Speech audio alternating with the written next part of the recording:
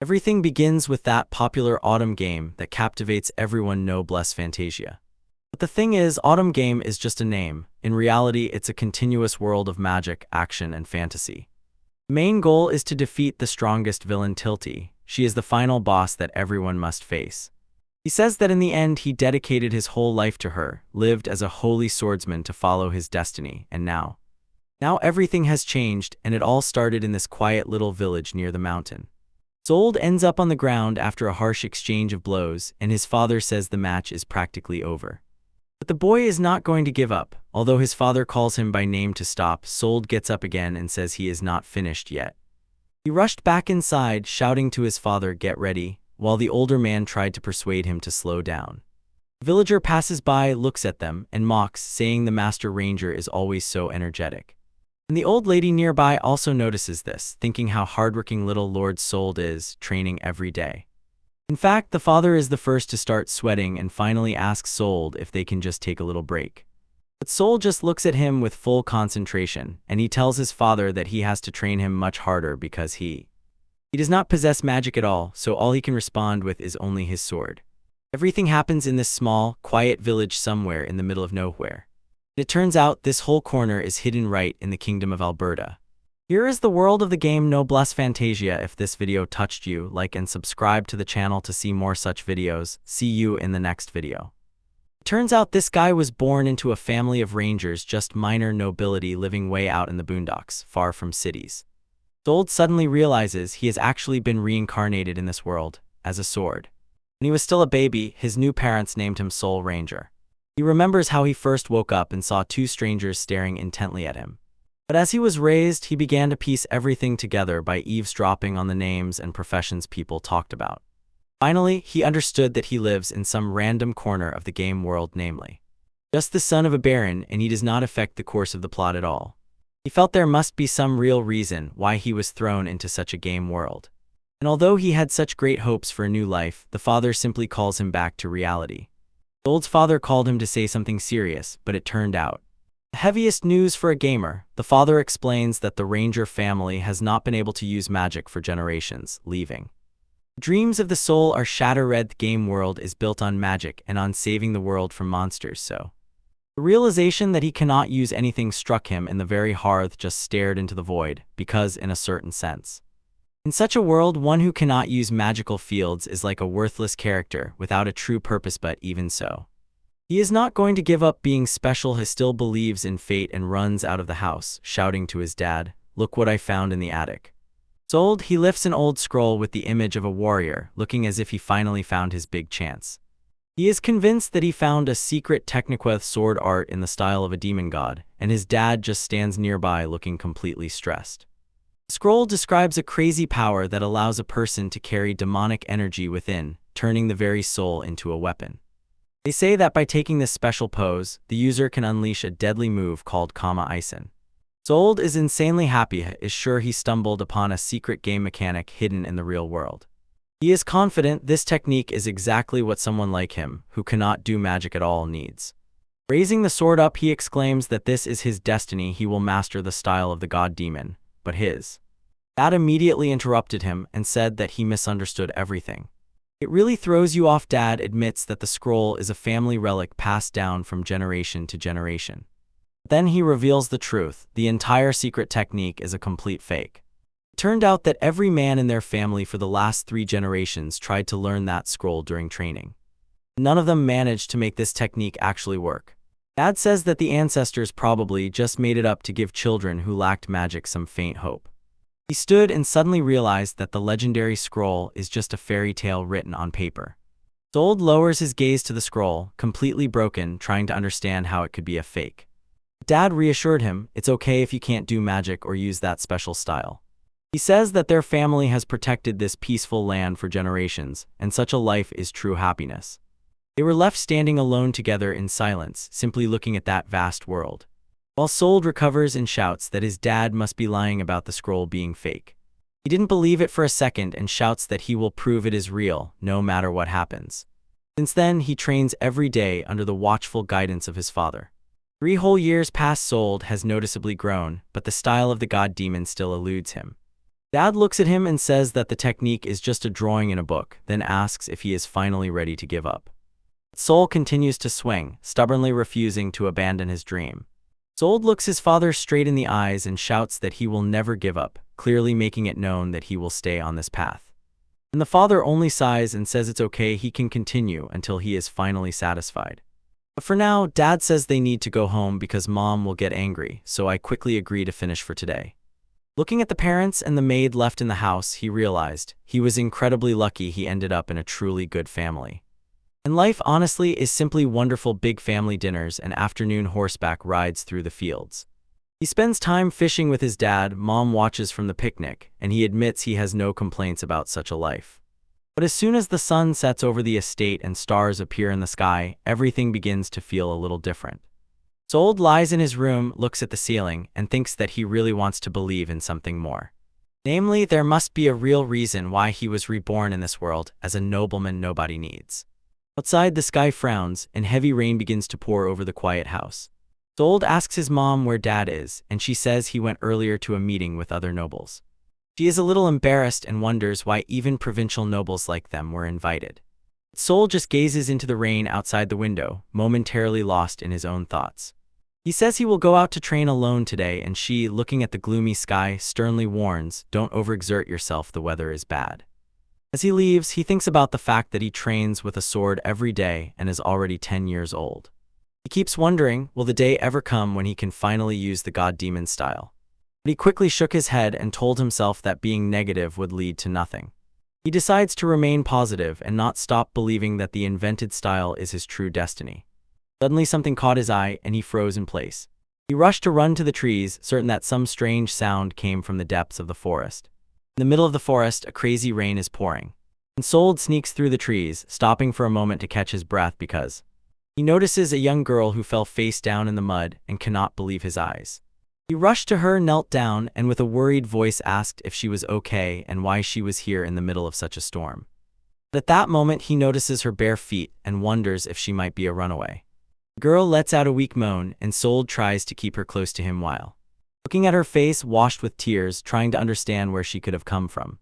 At that moment, something falls into his eye and he freezes. Strange energy swirls in the air, and suddenly, Soul is struck and notices the rain literally freezes right in front of him, and he has no idea what is happening. Soul is completely frozen, his eyes are wide open, he tries to find words but simply he kept repeating in his head that this cannot be real, that none of this can be happening. While he froze, staring at the monster's fangs, he could not understand why it had to appear right here. It does not retreat and stands between the girl and the huge shadow. Looking closer, he realizes this creature is actually a high-level boss from the finale of the game he completed. He begins to spiral into thoughts. He believed he was reborn for a reason, and now he stands asking himself, is this chaos all he got for his faith? Living a new life, he looks at the wolf looming over them and thinks, is his fate simply to die here? Not as if that could mean anything. He believes it is impossible and too cruel for it all to end like this. He dashed forward, grabbed the girl, and dove aside, and a huge ice explosion crashes to the ground right where they had just stood. Both fell to the ground with a dull thud after the explosion. Tilty screamed, and Soul only tries to comprehend what just happened. Tilty looks him in the eyes and says she is sorry, explaining that those slave traders only slightly released that monster. Find her and catch her again. She starts to panic and says to Soul that he needs to get out of there immediately, begging him run so that he does not suffer because of her. Soul is simply stunned. She cannot stand it, bursts into tears, and looks completely broken because of that mess. Looking at her face, Soul realizes that her eyes are exactly like those of the greatest threat from that game he adored, is the legendary treacherous villain Tilty Meister. She was the girl everyone hated in the game. She constantly tormented the main hero and did mean and terrible deeds. And the worst part is that in every version of this story, she was destined to lose everything and end up in complete ruin. When I finished the game, the truth about Tilty's past finally began to fall into place, and it turned out that everyone she once cared for was already dead, and she ended up completely alone. She was born the child of a mistress, and because of that, everyone hated her.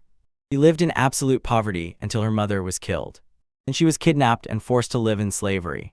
Finally, a noble family appeared from the hinterland and saved her, but tragedy did not end there. They were all brutally killed too. Over time, Tilty began to hate the whole world. It brought only troubles and suffering around her. Soon she simply began to hate herself. When she became the saddest girl in the world, she eventually turned into a villain feared by all. Sold looks at the crying girl and suddenly realizes she has exactly the same eyes as the villain from the game. He wonders if it is precisely leaving her alone that turns her into that monster, and this thought hits him like a ton of bricks. So he draws his sword and stands right in front of the girl in chains to protect her. A giant wolf appears and says that it finally sees what is happening, and Saul demands to know what kind of creature it is at all. Looking at the beast, Sold says that he was born for this very moment. The girl raises her gaze through tears and tells him that her name is Tilty. Finally, Sold understands why he was brought into this world as a nobleman to have the freedom to do whatever he wants. He tells Tilty that he will be the one to change her fate. He bursts out with a loud scream, preparing for battle. And Tilty just stands in complete shock because his sword really begins to glow. Alright, we release a huge burst of energy that hits the giant wolf Tilty, who is just lying on the ground and watching.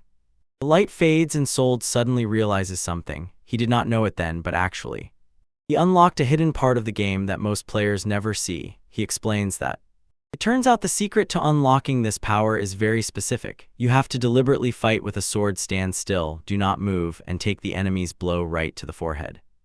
Most importantly, feel a true, desperate need to protect someone. Tilty watches completely. Oh, how? His soul begins to fill his entire body with this insane demonic power. This is the beginning. In the style of a demon god, a technique that transforms his entire essence into nothing else, a living blade. He crouched low over the ground and moves so fast that he becomes almost a blurred shadow. And he swings the sword upward with all his strength, shouting a special strike of the ice wolf that crashes right into the wolf's snout. Shards of energy scatter in all directions. The strike hits cleanly. Sold finishes his powerful strike and presses low as the force flows around him like a whirlpool. The giant wolf is completely shattered by the power of the attack. When Sold realized that the secret style of the god demon he used was actually real, he began laughing to himself. He couldn't believe the legends turned out to be true. He sheathes the sword and slowly steps back. He thinks that all that crazy training was not in vain after all. And he approaches Tilty. He looks her straight in the eyes and says that he is a sword ranger and that she is essentially his destiny.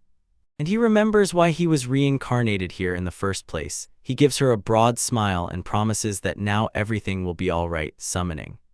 Tilty sheds tears of happiness. She tells him that she is just glad to be near to change the world together, and she jumps up and hugs him tightly. Sold looks at her and talks about the dark fate that awaits her as a villainess, but says that they simply destroy anyone and anything that tries to stand in their way.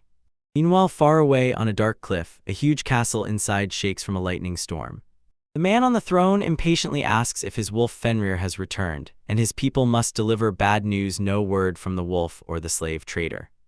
In the dark castle, the masked leader is displeased and orders his followers to immediately find that boy because he is obsessed with searching for Tilty. He gazes into the giant skull and wonders where she could have disappeared to. Sitting on a throne made of bones, he calls Tilty his beloved sister and swears to himself that he will definitely bring her back home. Meanwhile, at night, a carriage approaches the ranger's estate, and the man inside sighs heavily after a long day at work. Garland stepped over the threshold and exclaimed, "Finally home," and Bob's family caretaker was already standing nearby to greet him. But Sold rushed forward to welcome the returning father. Next to him, the family introduces Tilty and explains to Garland who she is, and then they burst out with big news. They tell him they want to officially welcome Tilty as a new member of the Ranger family, which is completely caught Garland off guard. He looks at Sold with a face full of shock and asks him, what the hell is really going on here? Finally, peace came to the estate for Marrow, Baba's caretaker, and Tilty, who is now safe from her dark past. Now the entire Ranger team has gathered together. Garland leads the house and Sold holds a secret that he is reincarnated. The whole family gathered around the dinner table, and Garland tries to make sense of this story.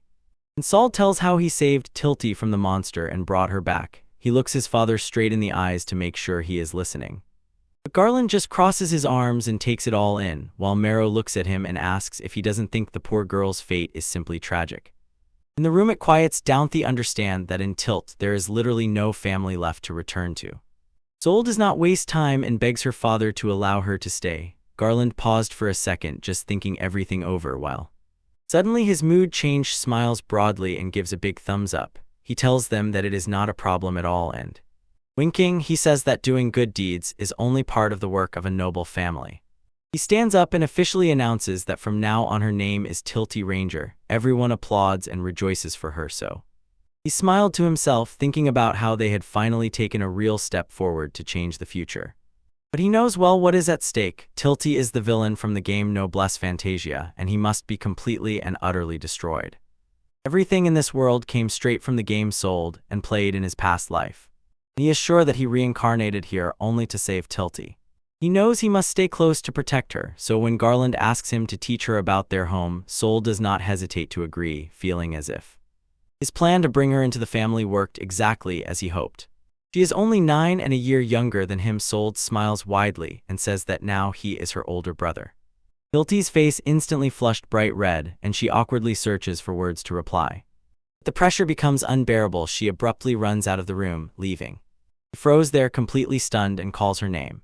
Later, Garland worries she is so scared, and when Sold asks Mom if she is gentle with her, Meryl assures that she is, although Tilty is still hiding behind closed doors and does not want to talk to any of them.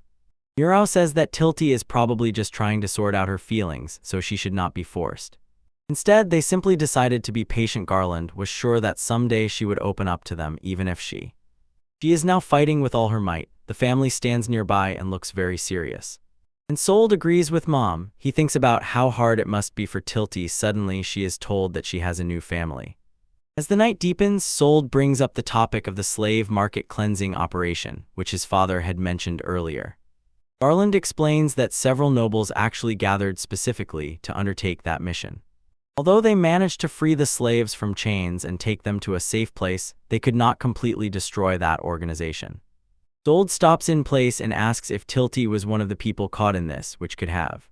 Finally, it dawns on him she was actually just a prisoner even before they found her, and everything starts to come together in his mind. That wolf from before was definitely sent by those traders to forcibly return her back to that slave trading organization. Sold finally understands how insane this is. Those people really used the legendary beast Fenrir for this. He finds it strange why would they go through all this trouble just to target Tilty. He thinks about the organization hiding behind the slave traders and sees Tilty small and frightened. And he begins to suspect that these guys are the ones behind Tilty's death flag. Returning to the present, Garland stood in the field and resolutely told Sold that it was time to show what he was capable of. It is about imagined style that he loudly declares he is a master in this craft, and Sold is more than ready to prove it. Under the light of the crescent moon, Sold takes position and Father watches intently. He holds the sword high above his head and gathers every drop of energy within himself. He remembered the moment when he stood before Fenrir and first felt the power of ley lines. He feels the same crazy energy that now pierces his body and blade. Sold looks his father straight in the eyes and shouts that the legends were actually true. This is a secret technique that only the heir of the Ranger family should know. He shouts the demon's name like a god, and Garland is so stunned that he cannot find words to respond. Sold tries to show off the ice wolf flash, but his wooden sword simply breaks in his hands. Sold begins to panic because the sword broke, and his dad just stands and looks at him as if he has completely lost his mind. Garland waved it off. "I'll just buy you a new one," but Sold did not back down. He persistently insisted that he was telling the truth about that power. The truth is that from that day on, he never managed to embody that style even once. He clenches the broken handle and realizes this hidden move in the game must have some special condition to work. The plan is to quickly find that trigger so he can master the style and protect Tilty from new attacks. Especially since the Rangers officially took Tilty in, she lives a calm, carefree life. The whole family gathered around the table for a large pizza. Everyone is having a great time, and Tilty even receives a new dress that Mero sewed for her, and the family breadwinner gladly encourages her. Garland and Sold return from a trip, boasting about the huge fish that was inside the crab they caught. But when everyone simultaneously starts showering compliments and exclamations of delight, Tilty just stands still, completely stunned. Suddenly, everyone turns their attention to her, and she finally runs out of the room, leaving the family standing there. Completely confused, Garland complains that she still doesn't want to open up to him, but Mero reminds him that it takes time and they can't rush it. Sold looks at them, thinking that living together should be enough to protect everyone, although he can't help but wonder, will avoiding a dark future for Tilty really be that simple? At night, a powerful storm rolled over the house, and lightning split the sky. Sold lies in bed and can't fall asleep. He stares at the ceiling and feels like some crucial detail is slipping away from Tilty's story. A loud crash of broken glass echoes throughout the house, and Sold's eyes suddenly open wide as he jumped out of bed, grabbed his sword, and rushed forward, trying to figure out what the loud noise was. He instantly realized the sound was coming from Tilty's room and didn't waste a second. He flings open the door, ready for anything on the other side. The room is completely dark. But what stood before him was much worse than he imagined. He lunged and shouted Tilty's name when he saw. The window was broken and 3 terrifying bat monsters were circling above her bed, Tilty curled up in a ball, trapped inside. A swirl of dark energy forms. Sold looks at it, trying to understand what it is, and only then realizes it is pure darkness. The one-eyed monsters hiss and make strange sounds, hovering right above her. Sold is completely unprepared. He wonders why a magical creature appeared here of all places. The shock doesn't slow him down. He calls Tilty again and draws his sword, ready to attack them. Sold rushed forward, trying to use the only weapon he has, but he quickly realizes the sword is still broken, and for such a fight it is absolutely not what he needs. The monsters do not slow down at all. They circle the room, and one of them emits a piercing, sharp scream. Sold tries to brush them off with a broken handle, muttering curses under his breath and glancing at Tilty. He whispers to Tilty, "Wait a little longer, I will run to find Dad so he can help us." Suddenly she screams for him to just leave her alone, and he is completely stunned. Tilty started crying, apologizing and saying that this always happened to her. And she says that she herself does not understand why all these troubles follow her like a shadow. Sold looks at her, feels her pain, and simply whispers her name as he makes a decision. He shouted in response, "I will never leave her, we are family now." Sold stands stunned, realizing that his promise to stay together was a huge mistake because Tilty hugged him tightly, crying, and said that he was the one who saved her. He tells how his whole family accepted her with open arms, and even despite all this kindness. She was happy only for a moment, admits Tilty, and it was this happiness that made her hesitate. Shadows begin to take over, and she screams that it is all in vain and that she does not belong here at all. She screams that if they stay it will only drag everyone down, and Soul just stands there and finally understands. Tilty cries and screams that she will plunge them all into suffering, and it is then that Soul remembers everything that happened in the game. This is the hidden past of the villain from Noblesse Fantasia, the part that players see after the credits.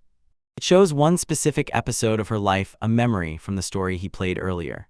It is the story of a noble family that sheltered Tilty, and how through her they all eventually died. The memory struck his soul. In the original game timeline, his entire family was brutally slaughtered. And when he watches Tilty break down right before his eyes, he understands the tragedy he remembers. In fact, it was all about the Ranger family the whole time. He stands and watches as dark energy also swarms around her. Tilty, crying through tears, begs him to just drive her away and leave her alone before it is too late. Soul just looks at her, his gaze fully focused, his eyes showing that he has already made a choice. He knows if he just walked away right now and stopped interfering in Tilty's life, then his family really could survive and avoid being killed. To save everyone from that terrible end would mean one less tragedy in this world. But the soul does not care about risk and pulls it into strong embraces that cut through all dark shadows. Tilty raises her eyes to him in complete shock, barely finding words to ask why he still does not let go. Shadow monsters begin to swarm in the room, and everywhere there is a loud, eerie creak. But Soul does not flinch, not averting his gaze from Tilty even as they approach.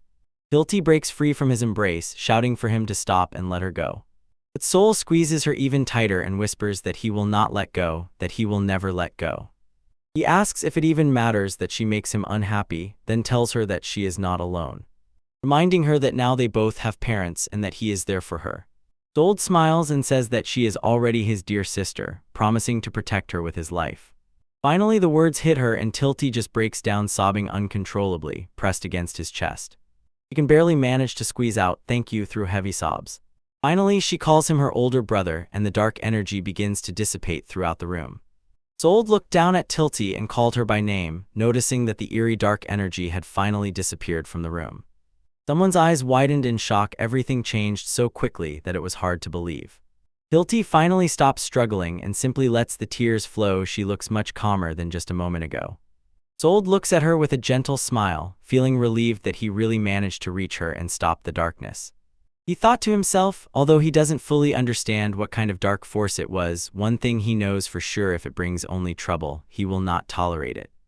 Just then his parents burst into the room. Dad shouted, asking what was wrong with Tilty, and Mom looked at Soul and exclaimed what just happened here. Soul simply looks both of them straight in the eyes and says that he needs a new sword. There is a serious expression on his face, and he explains that he must become much stronger than he is now. He tells them that he will protect Tilty at any cost and will personally put an end to any darkness that dares to disturb her life.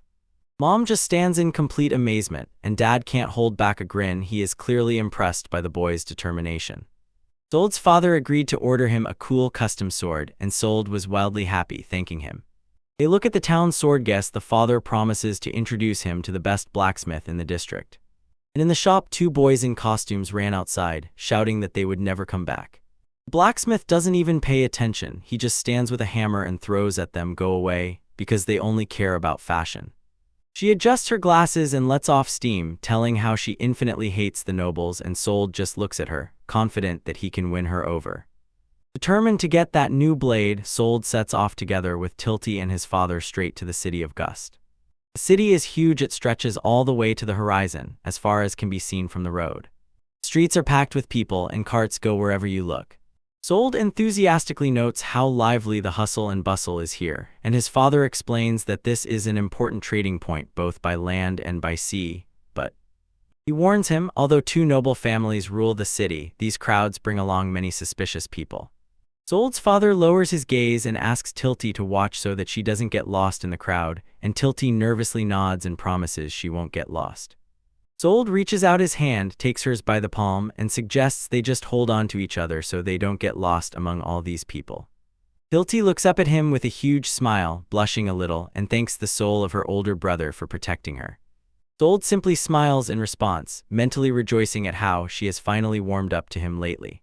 Walking through the noisy market, he remembers how she actually asked to go with them, and it helped a lot because he just wants to always be near her so that she stays safe wherever they go. But as they walk, both freeze in place, shocked by what they see on the street. A street vendor conjures fire with one finger and grills meat as if it were an everyday matter. Even children play tag, shooting fire and water at each other. High above them, a girl simply flies on a broom through the sky to deliver a few sacks. The city is literally filled with magic. Vendors grill treats with their fingers, children just shoot it for fun, and it makes it completely understandable in fantasy without blessing. Magic is just an ordinary, familiar thing for most people. Saul stands, tightly clenching his fist, and Dad and Tilty see that he is a bit upset so his dad tells him not to worry, not everyone is meant to be a mage, and Soul just nods and thanks him. Clutching the sword hilt, he said, "As long as I have a sword, I don't need magic." After all, the style of the demon god's sword that he masters has its own unique and crazy power. Even if he has to honestly admit to himself, he is still very far from truly mastering it. But Dad is thrilled with such confidence and tells both of them not to stop, so they can finally get their new equipment. They reached a large old workshop. Right above the entrance hangs a giant sign in the shape of a sword. And his dad loudly called out, "Hello," and Sold looked around, not knowing if it was even open because no one answered. From inside the shop, a sharp voice rang out, "You are too noisy, who's there?" So Sold's father officially introduced himself as Baron Gallant Ranger. The person inside sharply cut off, saying that nobles can just leave, and this completely caught his father by surprise. Dad hurriedly tries to explain that the master blacksmith actually forged a sword for him long ago, hoping that. The door finally opened, and a stern woman with a massive hammer appeared on the threshold. She sharply throws at them, "The old man is dead. I am the boss here now, so go away." Dad begins to ask if she is the master's child, but she simply says her name is Frey, turns around and says, "See you." Suddenly Sold spoke, telling her that he was actually looking for a sword for himself. Frey looks back with a piercing gaze, calls him a cheeky noble boy, and says he better go to his father and ask to buy himself a toy sword. The soldiers froze. They look completely offended, and even before he manages to say a single word, the door slammed and the whole group was left standing in the dust. Sold understands that provoking that event to obtain a higher level weapon will be very difficult. Meanwhile, his father is confused and apologizes. He did not know that the blacksmith's daughter had already started running the forge. He decides that it is better for them to just leave and find another place, although he is not at all sure if there is a truly skilled blacksmith in the city. But Sold does not want to give up yet and stubbornly tells his father that he will ask again, although his father insists it is a bad idea. The boy just smiles and says that it's okay, he really just wants to talk to her properly. His father agrees to go look for other shops and asks Tilty what she will do, so she decides to stay right here next to her older brother. They stand together in front of the closed door. Tilty is clearly nervous and asks why the woman back there behaved so creepily. Sol is not worried at all and simply asks if she managed to see what was in the back of the shop because it was hidden. Inside lay a pile of rough, heavy battle swords, clear proof that it was real. The swords on the wall looked rough and massive at first glance, almost as if they were unfinished. But Sol feels something special in them. These blades have some property that simply attracts him. He goes straight back into the forge where Frey is working and tells her he really wants to have a proper talk. Tilty trembles behind his back. Frey turns around, completely irritated, asks why they even think they can just barge in, and Sol calmly tells her he has a request.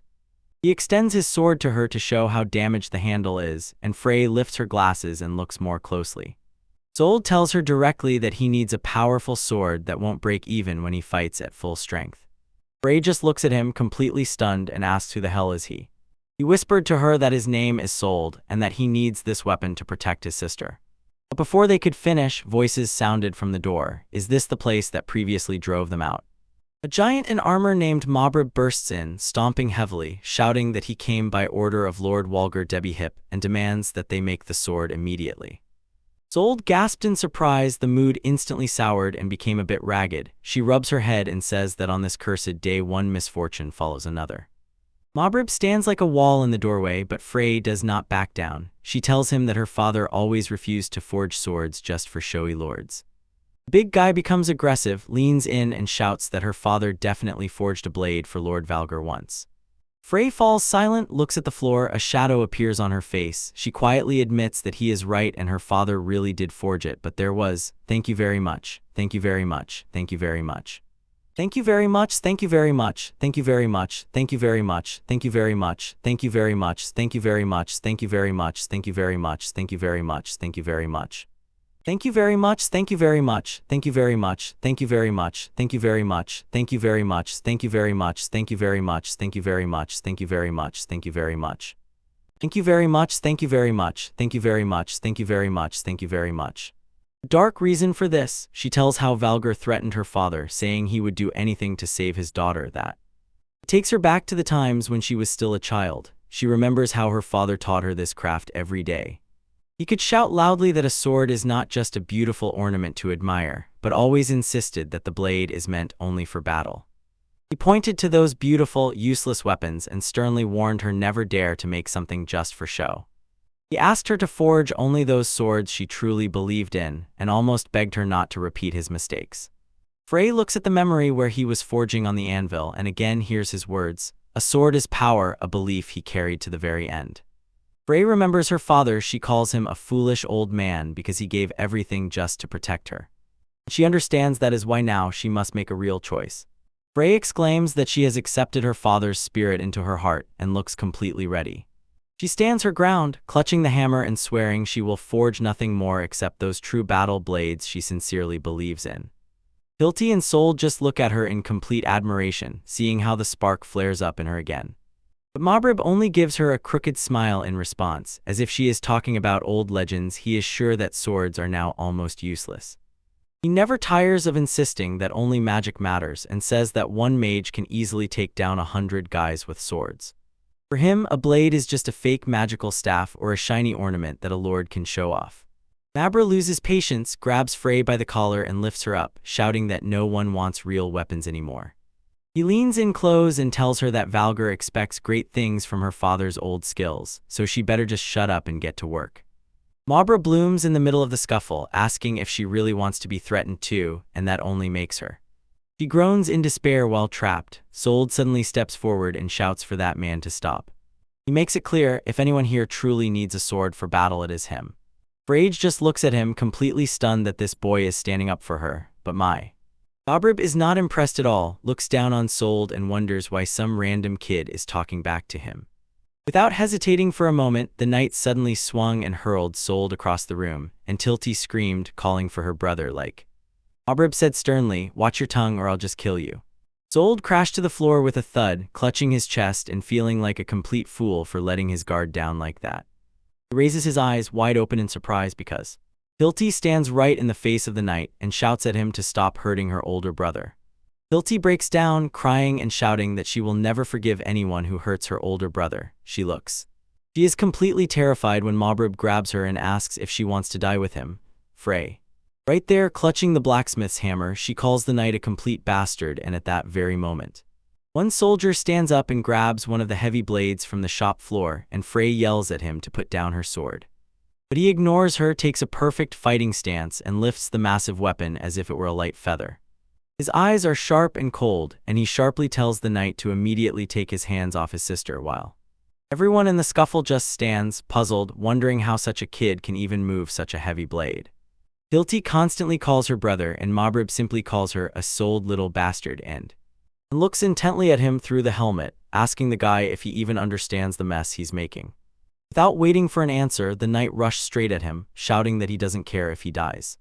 Mabrib laughs and says he has nothing to complain about before firing a huge fireball he still holds.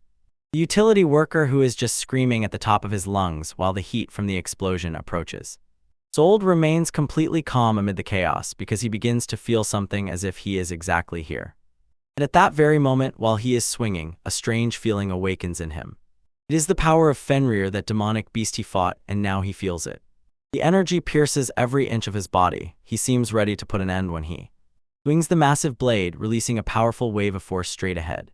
The pressure of the attack cuts through the air and sweeps away everything in its path. When Sold shouts his move, the wolf flash cuts through the knight defense. Mabrib panics, shouts through his hand, and cannot understand what the hell is wrong with that sword.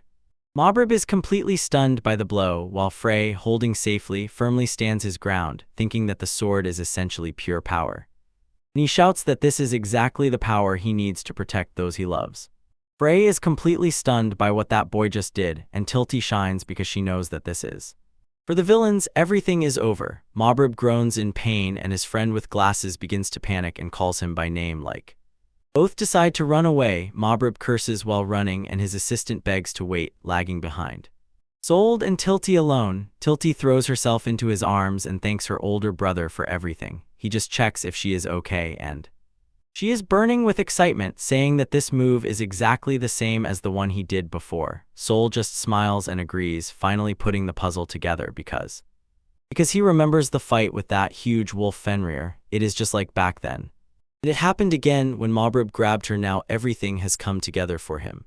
And he understands the desire to save Hilti is the secret of Majin's style. He is just glad that she is safe. The cheap blade finally did not hold up. It cracked and broke off right from the hilt.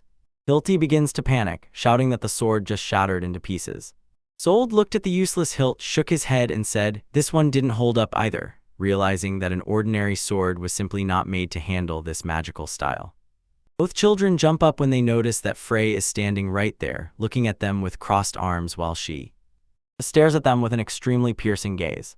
Sold and Hilti immediately began bowing and apologizing, saying they were very sorry for ruining one of her swords. Frey reassures them, don't worry, she will make him a new one herself, and this completely caught the soldier by surprise. She simply gives him a slight smile, recalling the past. She remembered the time when her father worked at Anvil and told her that the sword is a symbol of strength. He told her that it is the strength a person needs to fight and remain true to what they believe in. Frey watches the clocks being sold out and feels his conviction is real. He wants power only to protect what is important, so she decides to forge a blade worthy of this. And directly tells him that she will forge a mighty sword that will not break no matter how hard he swings it. She confidently winked and showed a thumbs up, as if promising that she herself would take on the task and see it through to the end. Soldier could not hold back a smile, thinking about finally having a weapon that could withstand his god-demon style, and happily thanked her. Both children started shouting thank you to her in a race, and Frey, to seem cool, waved it off. Drop the formalities, just call me Frey.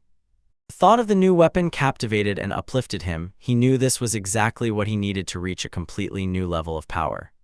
After moving to a huge mansion on the other side of the city, things there were going quite badly, with who is standing there with a bandaged hand while Lord Valgar shouts that any soldier who loses to the boy will be immediately fired. The knight howled in panic and begged its master to listen, insisting that the cat they fought was not just some ordinary rascal. He explains that the boy possesses swordsmanship that looks like real magic, and adds that there was also a silver-haired girl nearby. Valgar was completely stunned by this. In the mansion, Lord Valgar again relays the news that the silver-haired girl was spotted, and his thugs with mohawks laugh, saying that finally something interesting is starting. A loud scream of pure shock burst from the forge and rolled out to the street because sold. He can't believe his ears and shouts that Frey won't be able to forge the sword, and Tilty just looks confused and asks her to explain why. Frey remains calm and simply repeats that she definitely cannot forge this weapon for the children right now. She asks Saul if it's true that he cannot use magic, and he says yes, that's why he trains his swordsmanship so hard. Frey presses her finger right into his face and says that his swordsmanship style is actually their biggest problem. She says that even back when she watched him perform that move, Ice Wolf Lightning, she felt something deep in his technique. Something that felt like a huge whirlpool of demonic energy, and then she continues speaking. That he is actually using a magical fighting style, a way of fighting that draws true power from a demon. She recalls an ancient scroll that says this style allows that dark power to inhabit your body and turn your entire soul into a living blade. Frey vividly explains how some fighters treat swords like magical staffs and cast real spells with them. And although Sold used the power of ice, she emphasizes that at first he was simply coating the blade. But everything changed when he actually transformed the sword itself into pure magic to perform his move, essentially turning the entire weapon into an icy blade. She picked up the broken hilt and told the children that her ordinary swords simply cannot withstand this task. She admitted that she never made them to endure such pressure or such a fighting style. Sold begins to panic and asks what they should do now, and Frey remains calm and says the answer is simple. She says that materials need to be found that can withstand his power, and both children are filled with amazement, not understanding what exactly she meant. Frey recalls one of those father's tales about a strange stone that actually came from another world. A place known as the Magic Dimension, a world of dungeons teeming with magical creatures and overflowing with mana. Frey explains that the special ore from that dimension is so strong that it can withstand any demonic power. Leaving slightly staggering, she repeats the name of the stone to herself with obvious shock in her voice. Sold is thrilled and eager to find out exactly which stone it is, but Frey just throws him a look and says, "Be quiet." Finally, she tells the truth. What they are looking for is called Monostone. And when night envelops the lively city streets, the group decides to return to the place where they stayed. Eventually, they make it back to the end to grab something to eat and discuss everything. Sold's father nodded, listening, and finally realized, to truly apply this magical style, they need a legendary sword. He asked Sold if such a weapon could really turn his special fighting style into reality. Sold admits that it is possible, but says they still need a magical stone, and the father starts laughing because of when this conversation is happening. And then the guy suddenly panics and splashes the drink everywhere when he realizes how much the magic stone actually costs. Sold's dad is still recovering from the shock, gasping and asking if they are really serious, while Sold looks around, checking if his dad is okay or about to lose it. And the dad just looks at them worriedly and tells both of them that what they are asking for is too much to handle. He begins to explain that magic stones are such extraordinarily rare things that you can't even find them on the regular market. They seem to say to everyone, even a tiny fragment of one of those things is worth more than the most expensive jewels. Sold looks quite depressed. The same words from Frey echo in his mind again about how impossible it is to find them. Dad says honestly and directly there definitely won't be any right now, but he promises to try to find another way to get them what they need.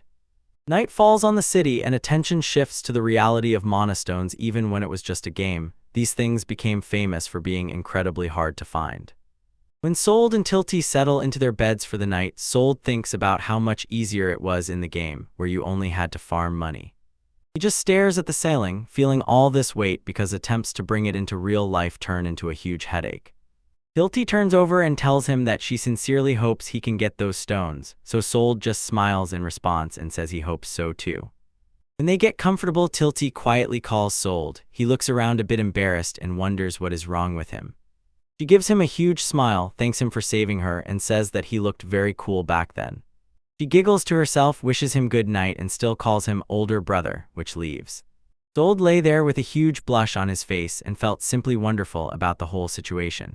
Looking at the moon, he thought to himself, since she is such a sweet villain, he is ready for anything. At that moment he decided he would break through any difficulties to make her happy.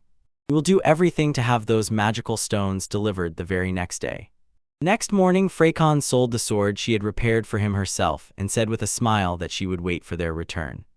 The farewells ended, the group jumped into the carriage and set off on a long journey back to the soldiers' village. But Sold's father looks a bit upset about this trip and apologizes that they still did not buy a new sword today. Sold's father is still upset about the sword, but Sold tells him not to worry, he is just glad that they finally have a clear plan for what to do next. So his dad returns to Tilty and asks if she managed to relax even a little after all this chaos. She gives him a wide smile and says she definitely did. Meanwhile, he was convincing himself that everything was going perfectly, and despite the problems, it seemed to him that he had pushed events so as to eventually obtain that sword. Everything was peaceful until a sudden powerful explosion tore the side of the carriage. The driver is thrown into the air, Sold's father screams and Tilty shrieks in horror. Sold tries to grab her as the whole world turns into fire and smoke. But the carriage is completely broken, it smokes on the roadside and suddenly a pair of boots steps into view. Dogra appears, he is glad he hit the target, calls his men to advance, and the rest of the bandits get fired up and shout his name. Bandits, swords ready, approach the smoking remains of the carriage. Dogra puts his hand into that mess and pulls Tilty by the collar, laughing and telling his men that they have finally gotten the treasure they were chasing. Looking at the unconscious girl, he says he is heading back to Lord Valgar immediately to take her there. Dogra tells his team that he is leaving and leaves the rest of the cleanup to them, and the bandits shout back that they can handle it. Sold and his father just collapsed, completely shaken after the explosion. Walking through the quiet forest with Tilty over his shoulder, Dogra thinks he still can't believe she is just a little child. It's incredible that she can really have such crazy power, and I understand. It is the power of darkness. A voice came from the crystal ball and informed Valgar and Dogra that the main goal of the Titan is to steal that very power. Valgar bows low and asks his master with trembling whether they are really talking about the power of darkness. A voice from the sphere explains that this power is immense and terrifying. He says there is one person who can connect with such a mighty power that they will be able to conquer the entire world. Brother Tilty looks coldly and explains that this is exactly what it means to be a priestess of darkness. The master reminds Valgar that he has already failed twice to capture the girl, and this makes the nobleman groan with shame. Valgar looks as if he is about to explode, thinking about how the girl managed to escape after she first killed her mother. And then Dagoa recalls how she broke free the second time, even when Fenrir was unleashed on her. A voice from the sphere reminds Valgar that this is already his third attempt, and they both bow. Looking into the master's eye through the glass, he gives them a direct order to bring the target back at any cost. Valgar panics and shouts, "I will do everything myself, just leave it all to me." The master tells him, "If you really succeed, I will give you some of that dark power so that it becomes yours." Valgar laughs, says what a great honor it is, and promises that this time they will definitely catch them. Meanwhile, Tilty wakes up and repeats the name Priestess of Darkness, sounding completely lost and confused. She asks where she is. Dogra, grabbing her under the arm, says sternly, "Be quiet if you don't want to die." She does not obey and screams, shouting to find out what happened to her father and brother. Dogra just stands with a sly smile and quietly snickers, before coldly telling Tilty that he is the one who killed her family. Tilty's look says it all, she is simply stunned by this news. She starts screaming at the top of her lungs, but Doggo just carries her through the forest like luggage and says she is too loud and must be quiet. She herself could do nothing, only sobbed, and a loud cry of pain escaped. So Dogra got even angrier, snapped at her, and sharply said that he already told her to be silent. Suddenly he freezes mid-sentence, completely puzzled by what he sees. Dark energy begins to surge from beneath the ground like water, and Dagora starts losing control, screaming to understand what the hell is happening when Tilty raised her eyes, tears on her eyelids, and said she would make everything unbearable for everyone. Agura is in complete shock. She understands that the power flowing from her is much stronger than he expected. Tilty is completely surrounded by this crazy dark energy, and she begins to change. Agura feels the darkness melting in his body and making his eyes completely black. As the power pierces his arms, the veins bulge. He says it's incredible and lets out a deafening roar as his muscles double in size, so he shouts that the darkness is the best in the world, while Tilty pulls in a huge vortex of black energy. Those who watched from the side finally understood. Her darkness amplifies the power, and that's why they want her. The dog or whoever is just laughing like a maniac and asks what the hell that kid is even doing there. He demands to know what happened to all his people down on the slope, but Soul just remains focused. He pants and huffs, and the thought won't leave his head how careless he was. He never thought they would be so aggressive, especially since his dad was already lying unconscious after the cart hit him. Zolda's dad lies sprawled on his back near the cart and bitterly thinks that he really let them down. He was completely unprepared for this. But despite the wound, he raises his gaze and firmly decides, enough being kind, he will show no more mercy.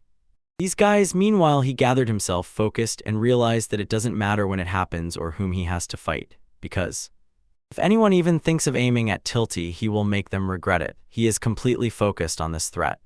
With a look of pure rage, he promises himself, I will kill every one of them. Dogger laughs at the boy standing before a huge vortex of dark energy and says that Moblib was right, he really is special. But then he tenses his pumped muscles and tells Sold not to underestimate him, calling him a petty scoundrel. He gets right in Saul's face with a sly smile, shouting that the Priestess of Darkness now belongs to the Titans and he keeps repeating that he will take very good care of her, but it is clear that something sick is on his mind. And while Tilty screams she is engulfed by shadows, Dagura laughs mockingly, saying she is just a human drug that enhances their power. Soul says not a word, he simply tightens his sword and steps forward with a look that says no more games. Dagoa loses control and shouts at the child, just burn to ashes, delivering a colossal blow backed by all that dark energy.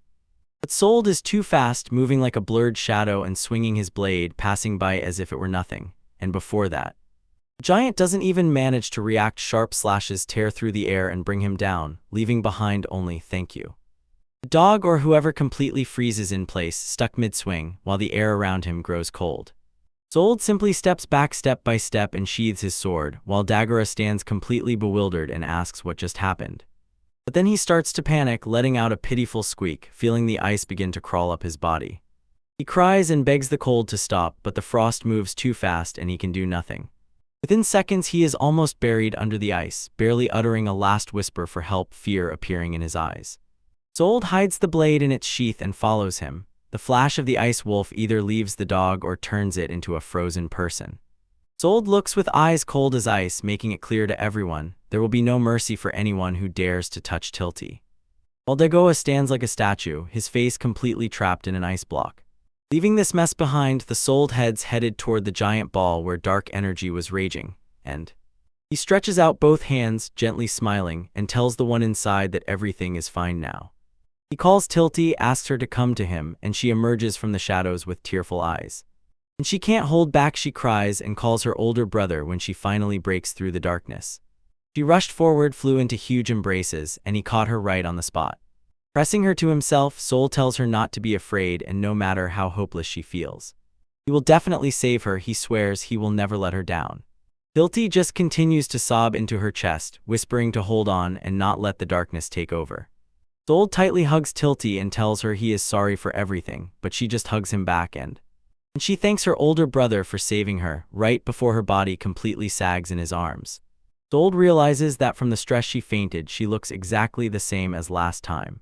He stands and thinks about the Titans and knows they are still there, hunting that dark force.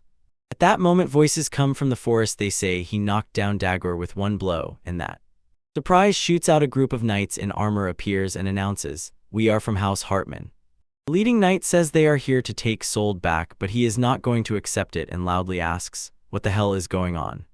This is actually happening. The scene shifts to a huge estate silently standing under the moonlight, where it turns out that the Hartman house is one of the two great noble families ruling the town of Gas. The knights brought out the boy and declared, "This is Lord Sold, son of the Ranger family," and everyone watched. The group arrives at the Hartman estate, where a man warmly welcomes Sold at the table and says he is finally glad to meet him. He introduces himself as Reich Hartman, head of the entire family, while he stands and watches. Standing by the beds where Sold's father and sister lay, he explained that a doctor had already come to examine and treat them. He tells Sold that now that they are safe, you can finally rest peacefully, but the child looks at Tilty. He realizes that relaxing is the last thing he can afford right now, and the very thought of it seems completely impossible. The reason he is so tense is quite simple. Looking at Reich, he suddenly understands, this guy is actually a character from the game Noblesse Fantasia, and that means he is dealing with one of the main characters of the original story, and that is a huge problem. Because in the very world of the game, Reich is exactly the one who was destined to stand against and overthrow the vile Tilty. Sold is sitting on the couch all tense because he knows Reich and his family were supposed to become enemies only much later in the game, so their appearance now makes no sense at all. Although he believes he did the right thing by saving them, he cannot shake off the anxiety what is really happening behind the scenes. He begins to recall those 3 knights in the forest, which said they came only for him, and he ponders. Why do they appear at the perfect moment to save the situation? This is a bit too convenient. He glanced at Reich, who was sitting there, and his soldier standing guard, and realized, this is a major twist in this story.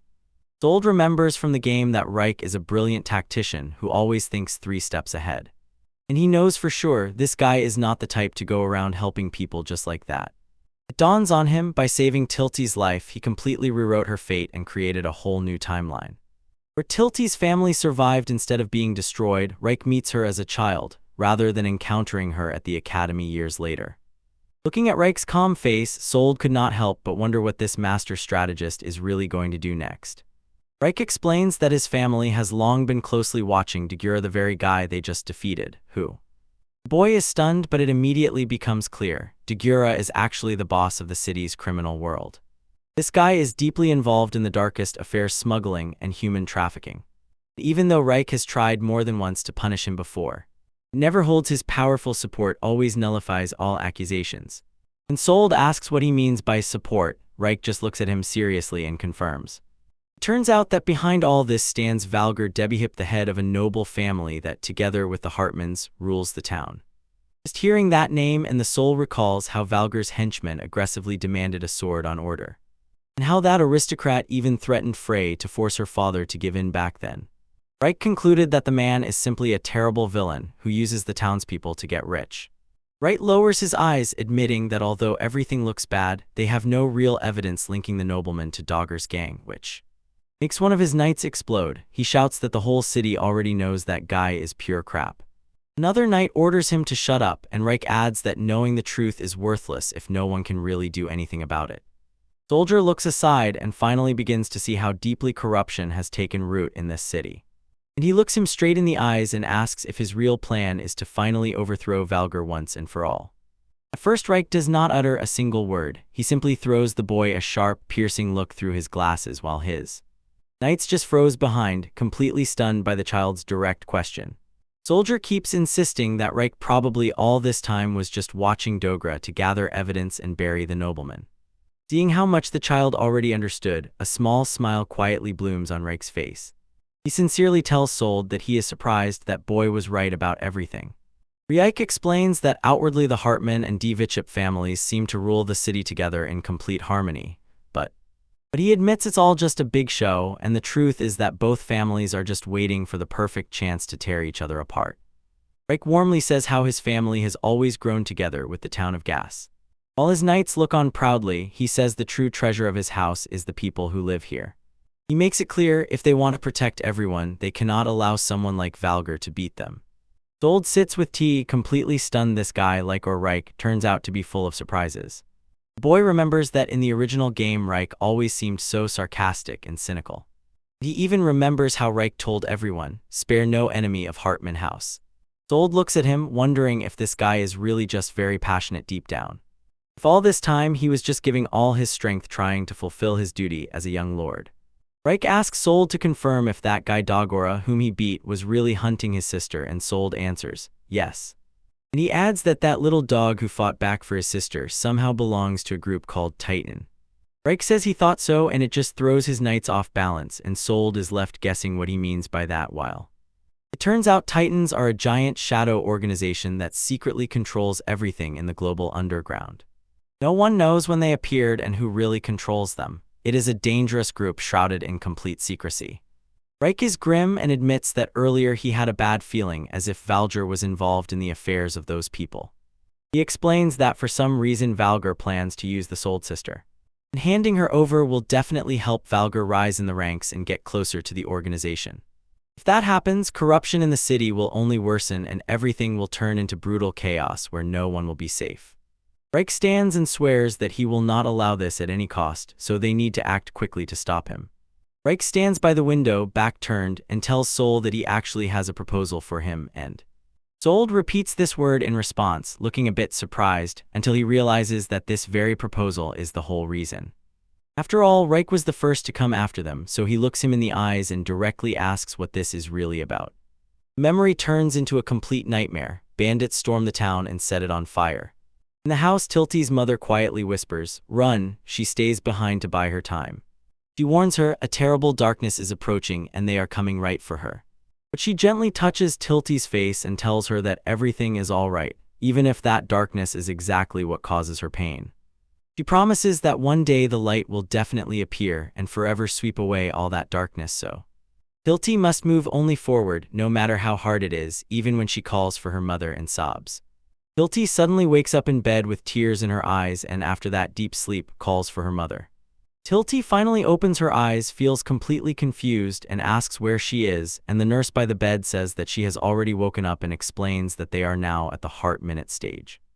Tilty sees her father in the neighboring bed and loudly calls him, but the nurse asks her to calm down. She says that as long as Tilty is quiet and rests a bit, everything will be fine.